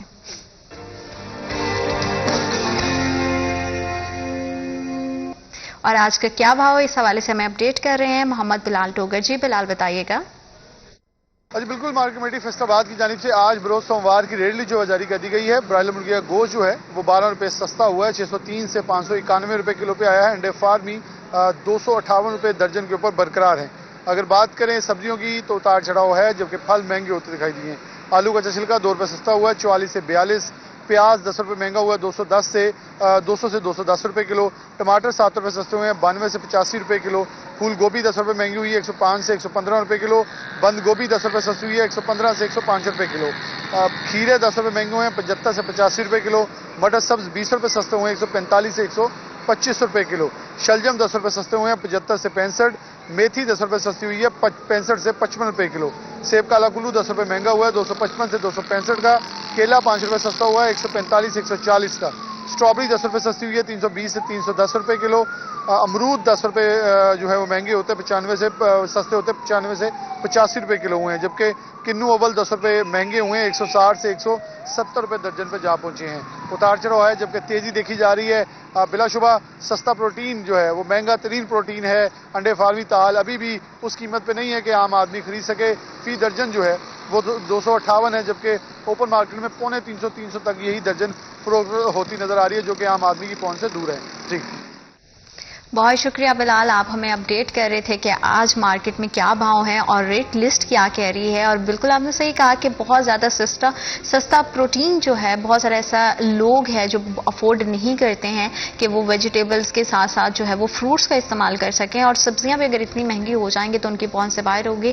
بس یہ دعا کر سکتے ہیں کہ اللہ کرے کہ آنے والے دنوں میں جو بھی حکومت بنے وہ ان تمام مسائل کو حل کرنے کی بات کرے. شہر فیصل آباد کے مسائل پہ نظر ڈالیں تو کاروباری زندگی جو ہے وہ بھی کافی زیادہ ہمیں متاثر ہوتی ہوئی دکھائی دی. ہمارے تاجروں کے بے شمار جو ہے وہ مسائل ہیں, ان مسائل کا حل کتنا ممکن ہو سکے گا اور الیکشن کے بعد اس میں کتنا زیادہ چینجز آئیں گے, آنے والے حکومتیں جو ہے وہ کس طرح سے بہتر چیزوں کو مینج کر سکیں گی, اور تاجر برادری کی اس میں کتنی امیدیں جو ہے وہ وابستہ ہیں. اسی حوالے سے بات کرنے کے لیے آج ہمیں اسٹوڈیو میں جوائن کیا ہے شیخ فیصل ارشد ہیں, president wholesale cloth sector. السلام علیکم سر. جی وعلیکم السلام. بہت شکریہ آپ کے وقت کا. کیسے مزاج ہیں؟ جی الحمدللہ, آپ سنائیں خیریت سے؟ میں بالکل ٹھیک ہوں, تھینک یو سو مچ. اور سر ہم نے دیکھا ہے کہ کافی عرصے سے بہت سارا مسائل چل رہے ہیں, تاجروں کے کیا مسائل ہیں, پہلے ہم اس حوالے سے بات کر لیتے ہیں اور ان کا حل کتنا زیادہ ضروری ہے. جی انشاءاللہ. بسم اللہ الرحمن الرحیم. سب سے پہلے تو بہت شکریہ سٹی 41 کا, جس نے ہمیشہ تاجروں کی آواز کو اجاگر کیا. اچھا, اس کے بعد ہم تاجروں کے مسائل کی بات کر لیں تو بات یہ ہے کہ جب تک ہماری اشرافیہ کی یہ کوشش رہے گی کہ ٹیکسٹائل سیکٹر دم توڑ جائے اور جو ریئل اسٹیٹ ہے وہ اوپر آ جائے, تو اتنی دیر تک کسی بھی کام کا ٹھیک ہونا ناممکن سی بات ہے. ہم اگر اپنا کمپیریزن کر لیں ادر کنٹریز سے تو انڈیا ہم کرتے تھے, انڈیا تو بہت اوپر چلا گیا. بنگلہ دیش جو ہم سے آزاد ہوا, آپ یقین کریں گے میری اتفاق ہوا, اللہ کے گھر میں مجھے موقع ملا عمرے کا, تو میں بنگلہ دیش کے لوگوں سے ملا, کشمیر کے لوگوں سے ملا, تو بنگلہ دیش کے لوگوں میں ایک چیز میں نے کامن پائی. اچھا. ان کا جو پی ایم سے لے کے مزدور تک کا جو طبقہ ہے نا، اس کی ایک ہی کوشش ہے کہ ہمارے ملک کی ایکسپورٹ کیسے بہتر ہوگی، ہم نے کیسے کام کرنا ہے. انفارچونیٹلی ہمیں جتنے بھی آج تک سیاستدان ملے ہیں جو ہماری اشرافیہ ہیں، جنہوں نے ہمارے اوپر حکمرانیاں کی ہیں، انہوں نے آج تک ٹیکسٹائل سیکٹر کو نظر انداز کیا ہے. اس کے اوپر کوئی کام آج تک نہیں کیا، جس کی پوزیشن یہ ہوگی کہ اتنی بے روزگاری ہو گئی ہے کہ مہنگائی اس سٹیج پر آ گئی ہے کہ اب پھر گرمیاں آ رہی ہیں تو آپ دیکھیں گے جیسے پچھلے سال میں لوگوں نے اپنی بالیاں بیچی، یو پی ایس بیچے، بجلی کے بل جمع کروائیں، یعنی انکم آف سورسز اس سٹیج پہ آ گئے کہ گھر کی دال روٹی چلانا مشکل ہو گئی ہے. تو ٹیکسٹائل سیکٹر جس کو نظر انداز کیا گیا وہ کیسے گروتھ کرے گا؟ اس کے کیا مسائل ہیں، وہ کیسے حل ہوں گے؟ یہ صرف اور صرف اتنی دیر تک نہیں حل ہو سکتے جتنی دیر تک ہماری اشرافیہ نہیں چاہے گی، جتنی دیر تک اشرافیہ کرسی کے لیے لڑتی رہے گی. میں معذرت چاہتا ہوں، اب دیکھ لیں میاں صاحب آئے ہیں 4-5 سال کے بعد، میں کوئی خلاف نہیں ہوں ان کے، میں پہلے تاجر اس کا ایک اپنا منشور ہوتا ہے، تاجر کا ایک اپنا غیر سیاسی ہوتا ہے تاجر. 4 سال کے بعد آئے ہیں میاں صاحب اور انہوں نے دیکھا کہ آزاد یا پی ٹی آئی والوں نے ووٹ لیے ہیں، تو وہ کم از کم ان کو 3-4 سال 5 سال اور دیں کام کرنے کے لیے. وہ دیکھیں وہ کیا کرتے ہیں، بجائے اس کے کہ آپ آزاد امیدواروں کو خریدیں، ساز زرداری کو، پھر وہی پی ڈی ایم، پھر وہی 1 پوائنٹ ایجنڈا، مہنگائی نہ کنٹرول ہو، گورنمنٹ پھر فلاپ ہو جائے. ابھی ہم لوگ نئے تجربوں کی پوزیشن میں نہیں ہیں. جتنی دیر تک ہمارا ملک تجربات کرتا رہے گا، ایک ایک دن جو قیمتی ہوتا ہے وہ ضائع کرتا رہے گا، اتنی دیر تک پوری دنیا میں ہماری جگ ہنسائی ہوتی رہے گی. آپ یقین کریں گے صرف ایک ٹیکسٹائل سیکٹر کو ہم لوگ اچھا کر دیں، روزگار کے مواقع یہاں سے پیدا ہوتے ہیں. بالکل. ایک بندہ جو کام کرتا ہے پیچھے اس کے پوری ایک فیملی کھاتی ہے. ایگزیکٹلی. تو ہزاروں نہیں لاکھوں کی تعداد میں اس وقت بے روزگار ہیں. اب یقین کریں گے بیچارے اس سٹیج پہ آئے ہوئے ہیں، گھر سے کرایہ خرچ کے شہر آتے ہیں مزدوری کرنے کے لیے، جب رات کو واپس جاتے ہیں نا خالی ہاتھ. یہ ان اشرافیوں نے جو کروڑوں روپیہ لگا کے ٹکٹوں پہ، ہمیں تو میڈیا نے بتایا، ہمیں تو کچھ پتہ ہی نہیں تھا کہ ٹکٹیں کیسی خریدی جاتی ہیں، کیسے اٹیچ ہوا جاتا ہے، کیسے الیکشن پہ پیسے لگتے ہیں. اگر یہی پیسہ وہ عوام پر لگا دیں، صرف یہی ہمارے ایم پی یا ایم این اے، ہم نہیں کہتے ہماری اشرافیہ، تو آپ یقین کریں گے ٹیکسٹائل سیکٹر بہت گروتھ کر جائے گا.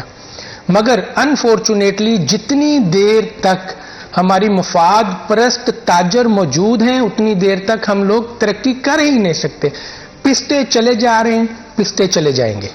میں یہ کہتا ہوں کہ کچھ نہیں بگڑا، ابھی بھی کچھ نہیں ہوا. وہ قومیں ترقی کرتی ہیں جو ہمیشہ مایوس نہیں ہوتی، جو محنت پر یقین رکھتے ہیں. بالکل. آپ بلیو کریں کہ پاکستانی اتنا محنتی ہے، صرف اس کو رستہ نظر نہیں آ رہا، رستہ نظر نہیں آ رہا. کتنی ہی انویسٹمنٹ باہر گئی، کتنے ہی وہ ڈاکٹر باہر گئے، کتنے ہی وہ تاجر باہر گئے، کیا اس سے ہمارے ملک کو کوئی نقصان نہیں ہوتا؟ بہت نقصان ہے، بہت زیادہ. اور لوگ اتنے مایوس ہو گئے ہیں، جیسے آپ نے بات کی ٹیکسٹائل سیکٹر کے ساتھ بہت سارے لوگوں کا روزگار وہ بستا ہے. وہ خواہ فیصل آباد کے شہریوں کی بات کی جائے یا گرد و نواح سے آنے والے لوگوں کی بات کی جائے، تو کاروباری زندگی جب متاثر ہوتی ہے تو ڈائریکٹلی اثر جو ہے وہ ان کی زندگی پہ پڑتا ہے. بالکل ٹھیک ہے. نہیں اب دیکھیں پچھلے ادوار کی اگر ہم بات کریں، تھوڑا سا ہم بیک ہسٹری پہ چلے جائیں، تو جب 90s میں میاں صاحب آئے تو اس وقت میاں صاحب نے، میں اس وقت نیا شاپ پہ آیا نا، تو ہمارے تاجروں نے بہت سپورٹ کیا میاں صاحب کو. ہر گھر میں ایک ہی آواز تھی کہ میاں صاحب کو لے کے آنا جی، میاں صاحب لگاتے ہیں جی، کچھ لگاتے ہیں، کچھ لگاتے ہیں. ہم لوگوں نے بڑا ہی سپورٹ کیا، ووٹ کیے. آج تک کام نہیں ہوا. مہنگائی بتدریج بڑھتی گئی، قرضے بڑھتے گئے. خان صاحب آئے، میں دوبارہ ایک بات کرنے لگا ہوں، یقین کریں میں خان صاحب کے حق میں نہیں ہوں، جس نے جو اچھے کام کیے میں اس کی بات کر رہا ہوں. ٹیکسٹائل سیکٹر کو ہر آنے والی گورنمنٹ نے نظر انداز کیا. ایکسپورٹ کو کچھ خان صاحب کے دور میں تقویت ملی، کچھ لوکل انہوں نے کیا کیا کہ انٹرنیشنل ریٹ پہ بجلی دی، جبکہ اگر ٹیکسٹائل سیکٹر کو گروتھ کرنا تھا تو کم از کم جو ہماری اسمال انڈسٹری ہے اس کو بجلی فری پرووائڈ کرتے. بنگلہ دیش کرتا ہے. بالکل بالکل. یہ چیزیں جب ہم پرووائڈ کریں گے تو اس کے ثمرات آپ کو ڈائریکٹ ملیں گے. جی. مہنگائی نہیں لگے گی. فیکٹریاں چلیں گی. پھر خان صاحب نے یہ کیا کہ 3 سے 4% کے اوپر انہوں نے قرضے دیے. جنہوں نے لیے، دیکھیں ہم تو اس حق میں نہیں ہیں، اللہ کا شکر ہے سود سے ہم بچتے ہیں، اللہ سے دعا مانگتے ہیں سود نہ لیں، مگر جن تاجروں نے 3 سے 4% پہ لیے، جن کو ملے انہوں نے کام تو کیا ہوگا. بالکل. اور ابھی کیا شرح سود ہے آپ خود دیکھ لیں، 25%، 24%. تو ہم کیسے کمپیریزن کر سکتے ہیں جبکہ ہماری توجہ ہی ٹیکسٹائل سیکٹر پہ نہیں ہے. اچھا میاں کے بعد مشرف صاحب آئے. مشرف صاحب کی جتنی بھی گورنمنٹ آئی بتدریج ٹیکسٹائل سیکٹر دبتا ہی چلا جا رہا ہے، بالکل دبتا چلا جا رہا ہے، آج تک اٹھا نہیں ہے. اور ہمارا جو لوکل تاجر ہے وہ بیچارہ مر گیا ہوا ہے. بالکل، کیونکہ ہم دیکھتے ہیں کاروباری زندگی اتنی بری طرح سے گزشتہ کچھ ادوار کی اگر بات کی جائے تو اتنی بری طرح سے متاثر ہوئی ہے کہ بات کرتے ہوئے بھی جو ہے نا وہ دل ہولتا ہے کہ بہت سارے لوگ جو ہے اپنی جانوں سے بھی ہاتھ دھو بیٹھے، اتنی زیادہ مایوس ہو گئے. حالانکہ ہمارا تو دین کہتا ہے کہ مایوسی جو ہے وہ کفر ہے، اور ہمارے جو ہے سیاست کا جو ہے وہ ڈائریکٹلی تعلق ہوتا ہے کاروبار کے ساتھ، کیونکہ پالیسیز آنی، انڈسٹریز پالیسیز بنانا بہت زیادہ ضروری ہے تاکہ کس طرح کے بھی ملکی حالات ہو کاروبار کا پہیہ جو ہے بہتر انداز میں چلتا رہے. سیاست کی آپ نے بھی بڑی تفصیلی گفتگو کی، تو موجودہ حالات کی بھی اگر بات کی جائے تو پچھلا پورا ہفتہ جو ہے وہ الیکشن ہوتے رہے، اس نے کاروبار کو کتنا متاثر کیا؟ دیکھیں الیکشن کا وہ ویک تھا، ڈیڈ مارکیٹ کے حالات تھے، ڈیڈ سلو حالات، کیونکہ ہر بندہ ڈائریکٹ انڈائریکٹ اٹیچمنٹ ہو جاتا ہے. بالکل ڈائریکٹ، بالکل. اب یہ تھا ہر بندے کی یہی کہنا تھا کہ الیکشن کے بعد مارکیٹ کے حالات اچھے ہوں گے. ابھی آئے ہیں، دیکھیں کیا بنتا ہے. مگر اس سے ہم اگر تھوڑا سا 1 مہینہ جسٹ اور پیچھے چلے گئے تو 1.5، 2، 3 مہینے جو نگران حکومت نے کام کیا ہے نا وہ اپریشیٹڈ ہے. بالکل. محسن سپیڈ نے، محسن نقوی نے، SM تنویر صاحب نے، 2 بندوں نے نگران حکومت میں وہ کام کیے کہ ہم لوگ حیران رہ گئے. یعنی انہوں نے یہ ثابت کیا کہ اگر کسی نے کام کرنا ہے تو اس کو حالات کتنے بھی خراب ہو اس نے کام کرنا ہے. اس کو اس چیز کا نہیں ہے کہ ہمارے پاس قرضے بہت ہو گئے ہیں، ہمارے پاس پیسے نہیں. انہوں نے وہ باہر جا کے معاہدے کیے ہیں نگران حکومت نے جو ہمارے لیے بہت اچھے، اگر ان پہ عمل ہو جائے. بالکل. ابھی محسن نقوی صاحب نے جو یہ 1 ونڈو کام شروع کیا ہے بزنس کے حوالے میں، پچھلے دنوں میں یہ کر کے گئے، اس کی اوپننگ کر کے گئے. یعنی انہوں نے، میں یہ کہتا ہوں، شہباز شریف سے اچھا کام کیا. جس بندے نے اچھا کام کیا ہمیں اس کو کریڈٹ دینا چاہیے. شہباز شریف صاحب کی ہم مثال دیتے تھے، مگر اب محسن نقوی کی ہر بندہ مثال دے رہا ہے. مزدور بندے کو پتا ہے محسن سپیڈ فیصل آباد آ رہا ہے، SM تنویر فیصل آباد آ رہا ہے. یعنی SM تنویر اور محسن سپیڈ کا تو کسی کو نہیں پتا تھا. 4 مہینوں میں ان دونوں بندوں نے کیا کام کیا کہ ہر بندے، ہر تاجر کی زبان پر یہ آگے. تو یہ رول ماڈل ہم کہہ سکتے ہیں. مگر ہمارے جو اشرافیہ وہ ایسے بندوں کو رول ماڈل اس لیے نہیں بناتے، وہ خود دب جاتے ہیں. وہ اس لیے اپریشیٹ نہیں کرتے کہ ان کا خود چہرہ جو ہے وہ پیچھے چھپ جاتا ہے. تو وہ تو صرف سیاست کرتا ہے. جو بھی بندہ اچھا کام کر کے جاتا ہے یہ صرف تختیاں لگانے کے لیے، اوپننگ کرنے کے لیے آ جاتے ہیں، مگر اس کو چلاتے نہیں ہیں. بہت ساری ایسی مثالیں ہمیں ملتی ہیں. بہرحال ہم یہی کہیں گے خدارا ابھی بھی کچھ نہیں ہوا. ابھی بھی آئے، اس ملک کو سنواریں، تاجروں کے ساتھ مل بیٹھیں. تاجر وہ ہیں جس کو کوئی مفاد نہیں ہے، اس کو صرف اور صرف اپنے کاروبار کی معاملات ہیں. میرا کاروبار کیسے اچھا ہوگا؟ جب اس کا کاروبار اچھا ہوگا تو آپ دیکھیں گے کہ ہر بندہ خوشحال ہو جائے گا. نوکریاں ملیں گی. جب نوکریاں ملیں گی تو مہنگائی نہیں لگے گی. اچھا آپ دیکھ لیں نیئرسٹ یہ عمرہ اور سعودیہ اور دبئی کو دیکھ لیں، ہم سے 6-8 گنا زیادہ مہنگائی ہے. بالکل ایسا ہی ہے. اور ان کے جو ادھر سے اوورسیز بھی گئے ہوتے ہیں ان کو مہنگائی کیوں نہیں لگتی؟ کیونکہ ان کے انکم آف سورسز بہت اچھے ہوتے ہیں. انہوں نے روزگار پر بہت زیادہ توجہ دی. 5 سال کے بعد ہمارے ادھر سیاستدان آتے ہیں، جی ووٹ دے ہمیں. صرف 5 سال کے بعد 1-1.5 مہینہ وہ ورکنگ کرتے ہیں، بس اس کے بعد اب پھر غائب ہیں. تو کیا کام ہوگا اس جگہ پر کہ 5 سال کے بعد آنا ہے، عوام کے ساتھ کھیلنا ہے، عوام کو کھلانا ہے اور کچھ نہیں، پیسے لگانے ہیں، جیتنا ہے، آ کے سیٹ پہ بیٹھنا ہے، پھر پیسے وہ لوٹنے ہیں. دیکھیں جس بندے نے 15-20 کروڑ روپیہ لگا کے اب آنا ہے، جو میڈیا بتا رہا ہے، ہم نے تو کبھی 15-20 کروڑ دیکھا بھی نہیں ہوگا. جن بندوں نے 15-20 کروڑ روپیہ لگا کے آنا ہے انہوں نے پہلے وہ پورا کرنا ہے. کیسے کرنا ہے؟ 2 نمبر طریقے سے. ایک نمبر طریقے سے ایسی کون سی. اچھا اب فرق حبیب صاحب کو دیکھ لیں, پی ٹی آئی والے, میں معذرت کے ساتھ نام کوڈ کر رہا ہوں.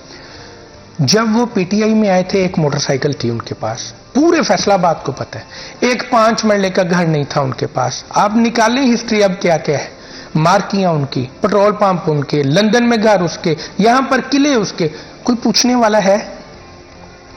جب وہ میں کیا مثال غلط دینے لگا تھا کہ جب اندھیر نگری ہو کہ جو بھی آتا ہے وہ ٹھیک ہے, آپ اپنے لیے بھی اپنے آپ کو بھی سنواریں, لیکن آپ جس عوام کی ووٹ کی طاقت سے آتے ہیں ایٹ لیسٹ ان کے لیے کچھ کریں تاکہ ہمارے معاملات بہتر ہو. کیونکہ ہم نے دیکھا بے روزگاری بہت زیادہ بڑی ہے, مہنگائی کا جن ہے وہ ابھی تک جو ہے وہ بے قابو ہی ہے, اور ابھی بھی آنے والے دنوں میں بھی ہم امید ہی کر رہے ہیں کہ حالات بہتر ہوں گے. تو آئی ایم شیور کہ تاجروں کی بھی امیدیں کچھ ہوں گی نہیں آنے والی حکومتوں کے ساتھ کہ کس طرح سے حالات کو وہ بہتر کر سکتے ہیں.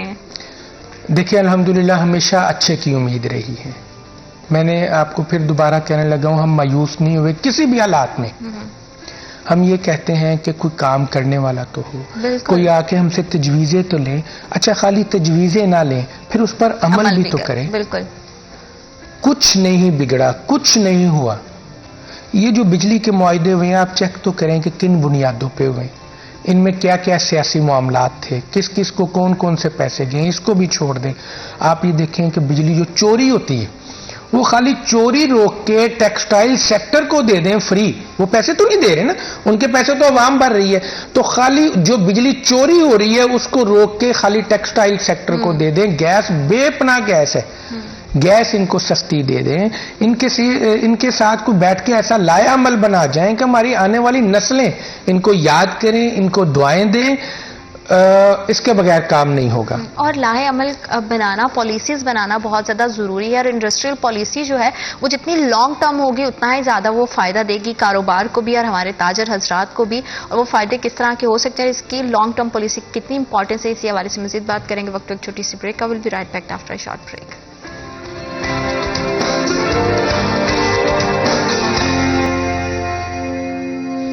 Welcome back after a short break. آپ دیکھ رہے ہیں سٹی ایٹ 10. اور سیاست کے حوالے سے تو ہم نے بڑی ہی گفتگو کی. سیاست ہمارے کاروبار کو کتنا متاثر کرتی ہے اور آنے والی حکومت سے جو ہمارے تاجر برادری ہے اس کی کتنی جو ہے ہوپس ہیں وہ بسنا, اور کس طرح سے حالات بہتر بنائے جا سکتے ہیں, اسی حوالے سے ہم مزید بات کریں گے. شیخ صاحب ہم نے بڑا وہ مسائل پہ تو بات کر لی, مسائل پہ بات کرنا بھی ضروری ہوتا ہے, لیکن اس سے بھی زیادہ امپورٹنٹ یہ ہوتا ہے کہ جتنے بھی زیادہ پرابلمز ہیں اس کا سولوشن ہو.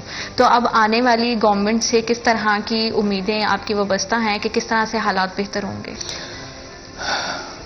دیکھیں جی, انرجی کرائسس ہمارا مین ایک ایشو ہے ہم تاجروں کا. انرجی کرائسس, اس میں ساری چیزیں آ جاتی ہیں. جتنی دیر تک انرجی کرائسس پر یہ قابو نہیں پائیں گے اتنی دیر تک کچھ نہیں ہوتا. ہم یہ کہتے ہیں آنے والی نئی گورنمنٹ کو کہ آپ چیمبرز کے ساتھ بیٹھیں, ہم ایسوسی ایشنز کے ساتھ بیٹھیں, ان کی تجویزیں لیں, دیکھیں وہ کیا کہتے ہیں. اگر آپ کو یہ لگے کہ وہ واقع ہی ملک کے مفاد کے لیے باتیں کر رہے ہیں, ان کو سیٹوں کا لالچ نہیں ہے, تو ان کی تجاویز پر عمل کریں. وہ دیکھیں وہ کہتے کیا ہیں. ہم نے ہمیشہ چیمبرز میں بیٹھ کے ایک ہی بات کی ہے کہ سب سے پہلے پاکستان ہے, پاکستان ہے تو ہم ہیں. انٹرنیشنلی طور پر ہم اتنے کمزور ہو گئے ہیں, ہمارے پاسپورٹ کی ورتھ اتنی کمزور ہو گئی ہوئی ہے کہ ہمیں دبئی جیسے ممالک نے جو گھر بیٹھے ویزے آتے تھے انہوں نے ریفیوز کرنا شروع کر دیا. ان سب کے پیچھے کیا ہے؟ معاشی معاملات ہیں. ان معاشی معاملات کو ٹھیک کرنے کے لیے تاجروں کو ساتھ بٹھائیں, ان کی کمیٹیاں بنائیں, بجلی کے اوپر کام کریں, گیس کے اوپر کام کریں. یہ میں آپ کو 100% انشور کرتا ہوں کہ ہمارا ملک ترقی کرے گا اور پاکستان انشاءاللہ اس سٹیج پہ جائے گا کہ ہم لوگ کہہ سکیں گے ہم بنگلہ دیش سے بھی اوپر ہیں, ہم انڈیا کے برابر ہیں, ہم انڈیا سے بھی اوپر ہیں. مگر اس کے پیچھے دیکھیں ان قوموں نے کیا کیا ہے, ان کے سیاستدانوں نے کیا کیا ہے. بالکل ان کے سیاستدانوں نے ڈائریکٹ انڈیا اس نے چیمبرز کو اپنے ساتھ بٹھایا ہوا ہے. پی ایم مودی صاحب نے چیمبر کے پریزیڈنٹ کو اپنے ساتھ بٹھاتے ہیں, کسی بھی بندے سے کوئی معاہدے کرتے ہیں تو اس سے مشورہ لیتے ہیں. اور جو چیمبرز کا پریزیڈنٹ ہے وہ یوں ہی نہیں آ جاتا, وہ ایک پروفیشنل, ایک اسکل ورکر ہوتا ہے. وہ ہمارے بھی سیاستدان جو ہیں وہ پروفیشنل نہیں ہے. ہم یہ کہتے ہیں کوئی بات نہیں، مٹی ڈالو، چوری شجاعت والا فارمولا، مٹی ڈالو. ہم یہ کہتے ہیں کہ چیمبرز کو اپنے ساتھ ایسا اٹیچ کریں، چیمبرز کے ساتھ ڈائریکٹ تاجروں کو ایسا اٹیچ کریں جیسے ایس ایم تنویر نے کیا، جیسے محسن نقوی نے کیا. ان بندوں نے ہر چھوٹے بڑے بندے کو ساتھ بٹھایا، اس کو عزت دی، اس سے پوچھا. 4-6 مہینوں میں وہ کام کر دیے. یقین کریں یہ گورنمنٹ کبھی بھی وہ کام نہیں کر سکی تھی. تو انہی سے سیکھ لیں. چلیں، ہم یہ نہیں کہتے ہیں پچھلوں سے سیکھیں، اگلے سے سیکھیں، انڈیا سے سیکھیں، بنگلہ دیش سے سیکھیں. آپ محسن نقوی سے اور ایس ایم تنویر سے سیکھ لیں، 2 بندوں سے ہم بہت اچھا کام کر جائیں گے. جتنی دیر تک، دیکھیں میں بار بار ایک بات کر رہا ہوں، مہنگائی کو کنٹرول کرنا ہے تو ہمیں معاشی صورتحال کو بہتر کرنا ہے. لا اینڈ آرڈر پر قابو پانا ہے تو ہمیں معاشی صورتحال کو بہتر کرنا ہے. بالکل. جب معاشی صورتحال بہتر ہوگی ہمارے کرائم میں بہت زیادہ کمی آ جائے گی، ہمارے ہر معاملات بہتر ہو جائیں گے، ہمیں کسی قرضوں کی ضرورت نہیں پڑے گی. جو ہر 2-4 مہینے کے بعد ہمیں IMF کی جو قسطیں دینی پڑتی ہیں، ہر چیز ٹھیک ہو جائے گی. ایک بندہ آیا تھا، مجھے بات یاد آ گئی، ادھر ہمارے فیصل آباد میں DCO صاحب آئے تھے. جی. ہر فیصل آباد میں ہر بندہ ان کو جانتا ہے. انہوں نے چند مہینوں میں، نسیم صادق صاحب کی میں معذرت کے ساتھ بات کر رہا ہوں، چند مہینوں میں فیصل آباد کو اس سٹیج پر پہنچا دیا تھا کہ فیصل آباد کو پیرس کہنا شروع ہو گئے تھے. اس بندے نے کام کیا نا. ہمارے جنرل رحیل صاحب تھے، کیا بات ہے ان کی، میں ان کا فین ہوں. انہوں نے اس حالات میں آئے جب امریکہ ہمارے اوپر ڈرون حملے کرتا تھا، جس کا جب دل کرتا تھا ہمارے پاکستانیوں کے اوپر چڑھائی کرتا تھا، اس بندے نے آ کے پاکستانیوں کی عزت کروائی. ہر فورم پر اس نے کہا ہمیں نہیں چاہیے امدادیں امریکہ کے، ہم اس کے بغیر جی لیں گے. بات وہی ہے کہ لمیٹڈ وسائل کے ساتھ بھی ہم بہت ساری چیزیں کر سکتے ہیں اگر ہماری نیت ہے، ہم کام کرنا چاہتے ہیں. جیسے آپ نے ابھی کرنٹلی اگزامپل دی ہے، محسن صاحب کی دی ہے آپ نے، اور ہمارے پاس 3-4 ماہ میں اگر بہت ساری چیزیں حل ہو سکتی ہیں تو آپ دیکھیں کہ ایک 5 ایئر کا جو پورا ایک ٹنور ہوتا ہے اس میں کتنی ساری چیزیں بہتر کر سکتے ہیں ہم. بالکل صحیح کہہ رہے ہیں، بالکل ایسے ہی. تو الحمدللہ یہ اللہ کی رحمت ہے، ہماری جو پاک آرمی ہے اس کی وجہ سے ہم گھر میں سکون سے نیند سوتے ہیں، بالکل سکون کی نیند سوتی. اب آگے بات آ جاتی ہے ہمارے سیاستدانوں کی. انہوں نے ہمارے ملک کے لیے کیا کیا؟ ہمارے ملک کے لیے کوئی ایک بندے کی کوئی ایک ایگزامپل دینے کہ اس نے اچھا کام کیا ہو جس سے ہماری، ہاں موٹر وے بنائے تو وہ گروی رکھوا دیے. آپ دیکھیں نا، ایئرپورٹ اچھے کیے تو وہ گروی رکھا دیے. اب کوئی ایک چیز تو بتا دیں کہ جس میں ہم خود کفیل ہو گئے کہ بھائی یہ نہیں گروی رکھی جائے گی چیز. ہمارا بچہ تو قرضئی ہو گیا ہے. ڈالر تو دیکھیں کہاں پر، انڈیا کا ڈالر، افغانستان کا ڈالر، بنگلہ دیش کا ڈالر، ہمارا ڈالر. ہم تو بیٹھے بیٹھے یہاں پر راتوں رات غریب ہوتے جا رہے ہیں. اور اگر ہم لوگوں کو اپنی اکانومی کو بہتر کرنا ہے تو ہمارے ہاں جو ہے وہ اسٹیبلٹی جو ہے روپے کی وہ بہت زیادہ ضروری ہے. تجارت کو کس طرح سے، شیخ صاحب آپ کیا سمجھتے ہیں کہ آنے والے ٹائم میں ہم کس طرح سے بڑھا سکتے ہیں؟ کون سے اقدامات ہیں جو حکومت کی جانب سے لیے جانے چاہیے آنے والی حکومت کی طرف سے؟ دیکھیں جی، سب سے پہلے اس میں ہمیں اسٹیبلٹی لانی ہوگی. جب تک انسٹیبلٹی ہے اتنی دیر تک کچھ نہیں ہونا. پہلی بات تو یہ ہے. جب ہر چیز سٹیبل ہو جائے گی، ہمیں پتہ چل جائے گا کہ ڈالر 250 سے نیچے آیا، اب یہ 250 سے اوپر کو 2-4 سال میں نہیں جائے گا، آپ کی مہنگائی بہت کنٹرول ہو جائے گی. جب بجلی سیکٹر، ٹیکسٹائل سیکٹر کو فری دیں گے، انٹرنیشنل ریٹ پر ایکسپورٹروں کو دیں گے، لوکل تاجروں کو فری دیں گے. ایک وہ بنائے نا پورے پورشن، روڈ میپ ایک ہونا چاہیے. جب یہ کام ہوں گے، جب لوکل انڈسٹری کو گیس دی جائے گی سستے داموں، جب گھروں، دیکھیں میں ایک وہ فیچر پڑھ رہا تھا چائنا کے کسی بندے نے لکھا تھا، مجھے اب یہ ذہن میں نہیں، اس نے کہا جی پاکستانی گولڈ جلا کے نا تو پیتل پیدا کرتے ہیں. یعنی ہم جو گیس ہے نا، گیس اس کو ایسے بے دریغ استعمال کرتے ہیں کہ بجلی کو ہم کم کرتے جا رہے ہیں. بجلی کا آپ اس ریٹ پہ لے کے آ جائیں کہ گھروں میں جو گیس استعمال ہوتی ہے وہ نہ ہو. وہ گیس ہم دیں ٹیکسٹائل کو، گھروں کو ہم دیں بجلی کیسے فری دیں. بالکل فری دینے کے لیے ہم سولر پہ جو توجہ دے رہے ہیں، وہ بجلی کی جو کمپنیاں ہیں ان کے ساتھ بیٹھے ہیں، فیسکو کے ساتھ، ان کے ساتھ ان کو کہیں یار آپ لوگوں نے بہت کما لیا، اب کچھ سال ہمیں پاکستان کو دے دینے دیں، آپ بھی ہمارا ساتھ دیں. وہ جب کمپنیاں یہ معاملات کریں گی، پھر اس کے بعد گیس والے معاملات ہوں گے تو آپ دیکھیں گے ہم بہت اچھے ہو جائیں گے. مگر یہ حل کرے کون؟ سوال یہ ہے یہ حل کرے کون؟ اس کے لیے تو ہمیں پھر سارا کچھ وہ ہماری وہ کمیشنیں بھی ختم ہو جائیں گی، ہمارا سارا کچھ ختم ہو جائے گا. تو یہ ختم کرنا پڑے گا. اگر ہمیں ترقی کرنی ہے تو ہمیں سیکھنا پڑے گا. جو قومیں جو بندے وقت کے ساتھ نہیں سیکھتے وہ گمنام ایسے ہوتے ہیں کہ لوگ ان کا نام بھی نہیں لیتے. اور بہت زیادہ ضروری ہوتی ہے کہ ہم اپنے آس پڑوس سے جتنے ہمارے پڑوسی ممالک ہیں ان کی جو اچھی چیزیں ہیں اس کو ضرور اڈاپٹ کرنا چاہیے تاکہ ہم اپنے آپ کو بہتر کر سکیں. اور کاروباری زندگی کو اس ٹائم پہ بہتر کرنا بہت زیادہ ضروری ہے. اگر ہمیں مہنگائی کو کنٹرول کرنا ہے، بے روزگاری کو کنٹرول کرنا ہے، اپنے معاشرے کو خوشحال کرنا ہے تو بہت سارے کمپوننٹس، بہت سارے فیکٹرز ایسے ہیں جن کو مل جل کے کام کرنا پڑے گا. اور یہ تبھی ممکن ہے جب ہم جو ہے معاملات کو بیٹھ کر گفتگو کے ذریعے حل کریں گے. اور بات چیت کرنا بہت زیادہ ضروری ہے پالیسیز بنانے سے پہلے. اسی حوالے سے مزید بات کریں گے. وقت ایک چھوٹی سی بریک کا. Will be right back after a short break.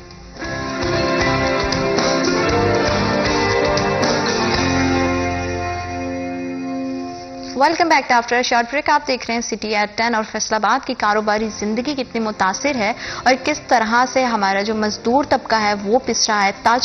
تاجر حضرات جتنے مشکل میں ہیں، کتنی پریشانی میں ہیں، ان کی پریشانی کو دور کرنے کے لیے بہت زیادہ ضروری ہے کہ ہم ملک کی ایکسپورٹس کو بڑھائیں. لیکن ہم موجودہ صورتحال کی اگر بات کریں تو ایکسپورٹ بہت زیادہ متاثر ہوئی ہے. کتنی متاثر ہوئی ہے اور اس کو کتنا بہتر کیا جا سکتا ہے، اسی حوالے سے مزید بات کریں گے. شیخ صاحب، موجودہ حالات کے مطابق اگر بات کریں تو ہماری ایکسپورٹ کی کیا شرح ہے، کتنی متاثر ہوئی ہے اور آنے والے دنوں میں ایکسپورٹس کو کتنا بڑھایا جا سکتا ہے؟ دیکھیں جی، ایکسپورٹ کی اگر بات کریں تو پچھلے کچھ مہینے پہلے ہم کہہ رہے تھے ہماری ایکسپورٹ بہت اچھی تھی. وہ ایکسپورٹ اچھی نہیں تھی، وہ بدقسمتی کے ساتھ ہماری مشینیں جا رہی تھی یہاں سے، سپننگ ملیں ختم ہو رہی تھی، ویونگ انڈسٹری ختم ہو رہی تھی، وہ کنٹینرز میں تھی تو لوگ کہہ رہے تھے ایکسپورٹ بہت اچھی ہے. اب ایکسپورٹ پھر بہت نیچے آ گئی. اگر وہ اچھی تھی تو وہ کنٹینیوٹلی کیوں نہیں چلا کام؟ بالکل. اچھا، وہ فگر گورنمنٹ کے پاس موجود تھے مگر انہوں نے ایک اپنے آپ کو بہتر ثابت کرنے کے لیے وہ باتیں کی. مگر ہم تاجروں کو تو یہ اندازہ تھا کہ کیا ہو رہا ہے. اچھا، اس کے اثرات ابھی یہ پڑ رہے ہیں کہ جو ہمارا ٹیکسٹائل سیکٹر ہے اس میں بالکل آدھی انڈسٹری تباہ ہو چکی ہے اور ٹوٹ چکی ہے. اچھا، اب آ جائیں ایکسپورٹ کی طرف. اس کے ساتھ وہ لنکڈ ہیں، یہ دونوں چیزیں لنکڈ ہے، بیسڈ ہے. یہ جو اہم ٹیکس ہوئی ہے اس میں آرڈر بہت زیادہ تھے، ہمارے پاکستانیوں نے نہیں لیے. کیوں نہیں لیے؟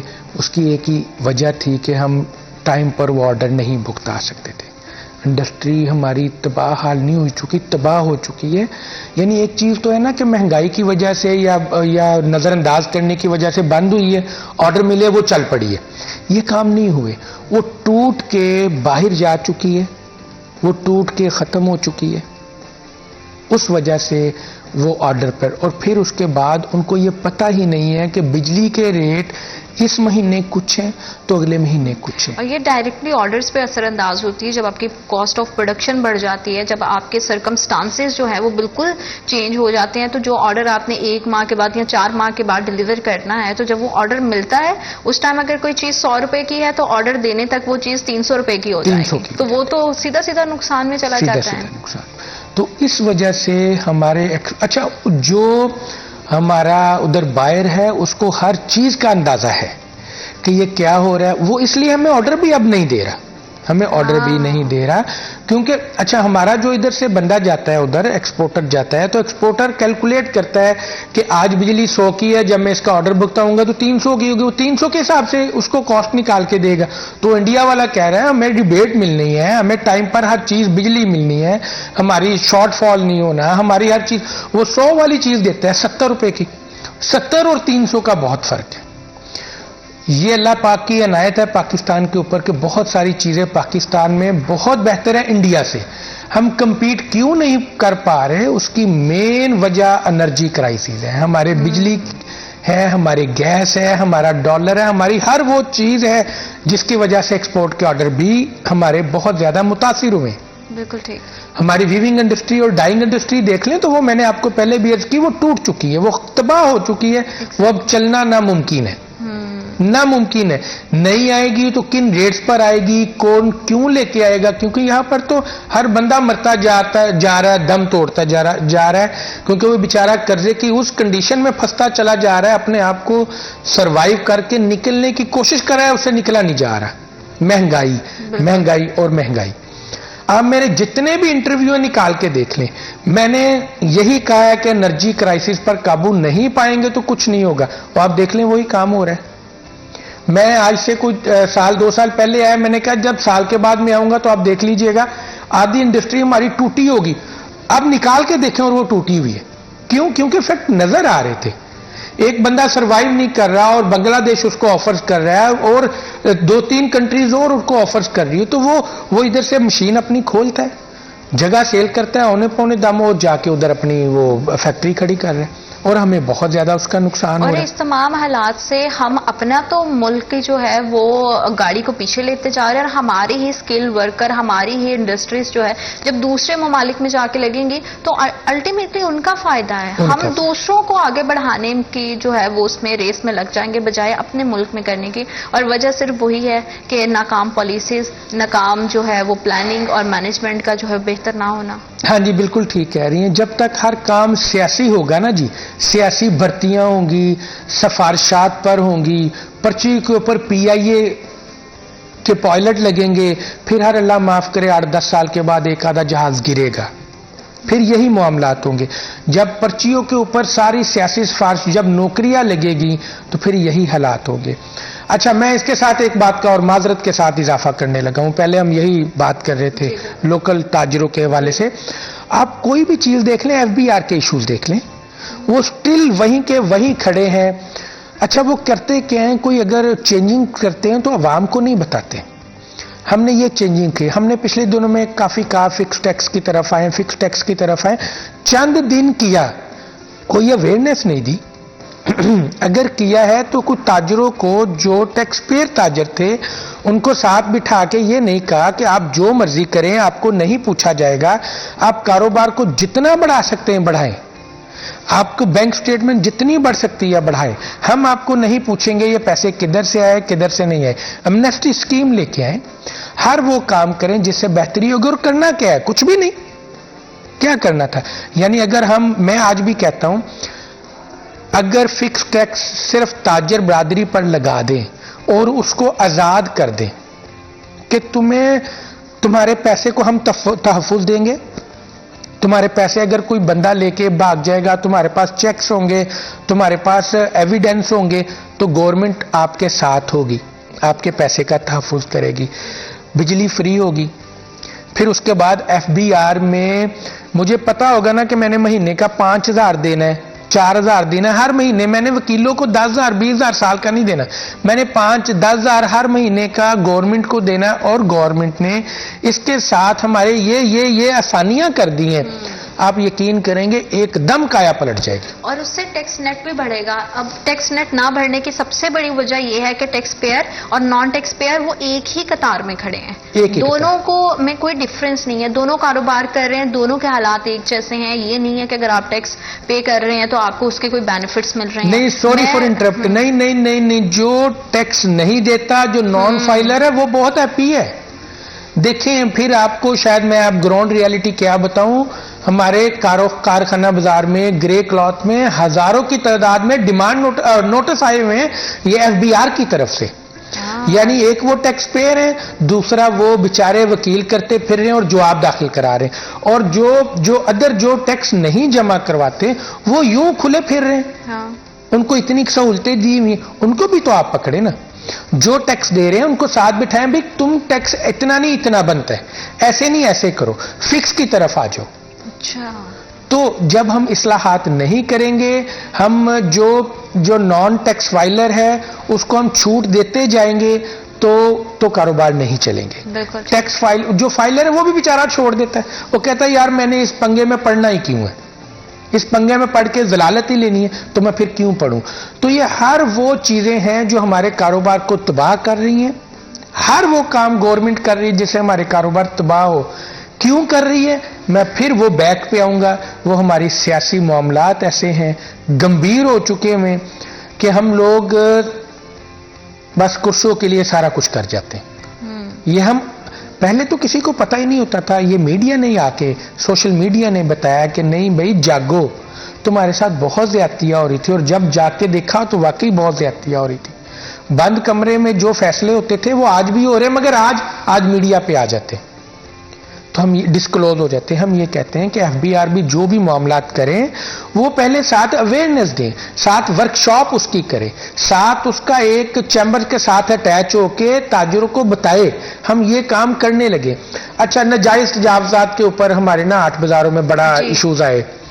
अच्छा, बताते नहीं है आके कि यार ये चीज नाजायज है, 8 फुट तक या 10 फुट तक हम आपको रिलीफ देते हैं, बाकी गली खाली छोड़ दो, या 4 फुट तक देते हैं। कोई एक अवेयरनेस बहुत ज्यादा जरूरत है। अवेयरनेस नहीं देते और इतनी भगदड़ और इतनी हरासमेंट फैला देते हैं उस वक्त कि ताजरों को भी समझ नहीं आता ये हो क्या रहा है, क्या हम इंडिया में बैठे हुए। वही ना कि आप मसाइल हर जगह पे होते हैं, मसाइल होना प्रॉब्लम नहीं है, उनका हल ना होना वो सबसे बड़ा जो है वो मसला है। और इन मसाइल को हल किसने करना है? हमारी हुकूमतों ने, हमारे जो इदारे हैं उन्होंने, और इसमें उनका किरदार भी बहुत बेहतर होना चाहिए ताकि चीज़ें जो हैं वो बेहतरी की जानिब जा सके। लोकल खरीदार कितना ज़्यादा मुतासर हुआ, इसी हवाले से मज़ीद बात करेंगे। वक्त एक छोटी सी ब्रेक का, will be right back after a short break.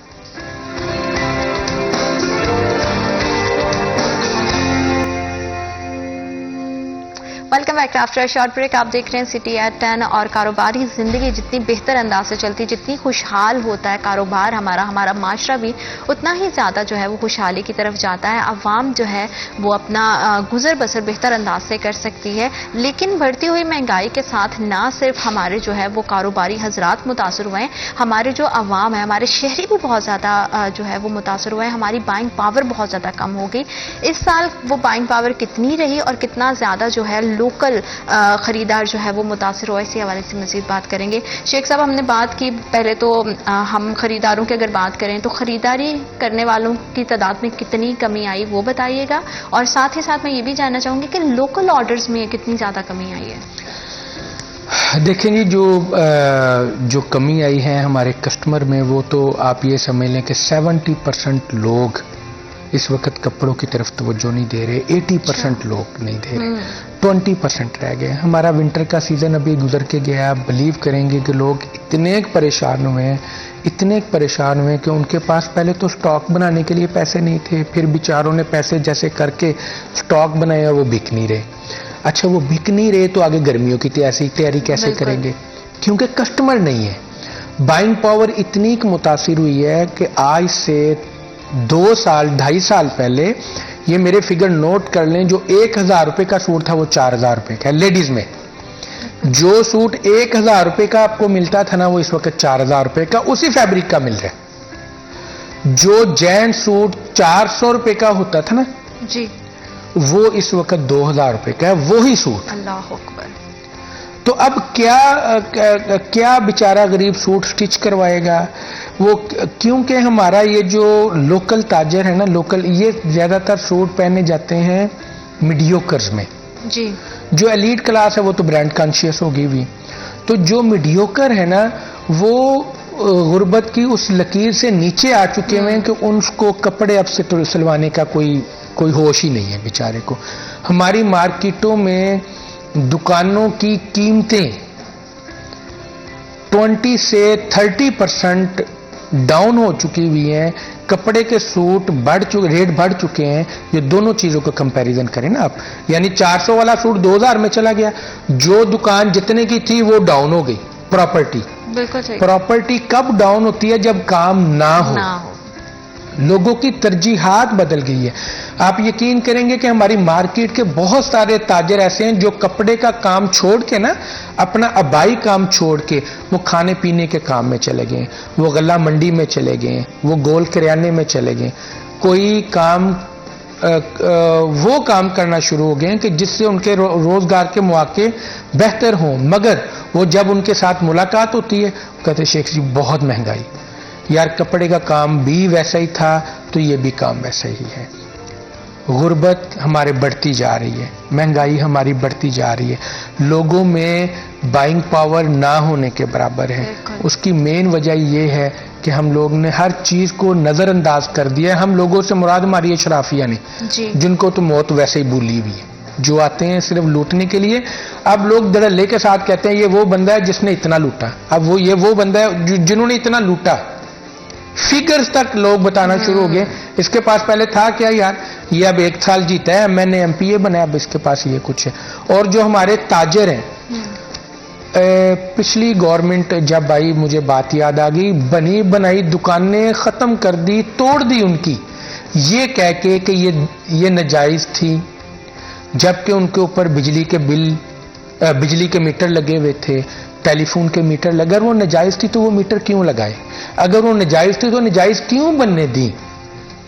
کروڑوں روپے مالیت کی وہ کھوکھے گردوارہ گلی کے انہوں نے توڑے، اور ہراسمنٹ اتنی پھیلائی کہ وہ بیچارہ تاجر جس نے ساری زندگی کی، ہم ان دنوں میں گئے سامنے تھانے میں، ہم نے ریکویسٹ کی آپ کی مہربانی ہے آپ صبح آپریشن نہ کریں، مر جائیں گے، فائدہ کوئی نہیں.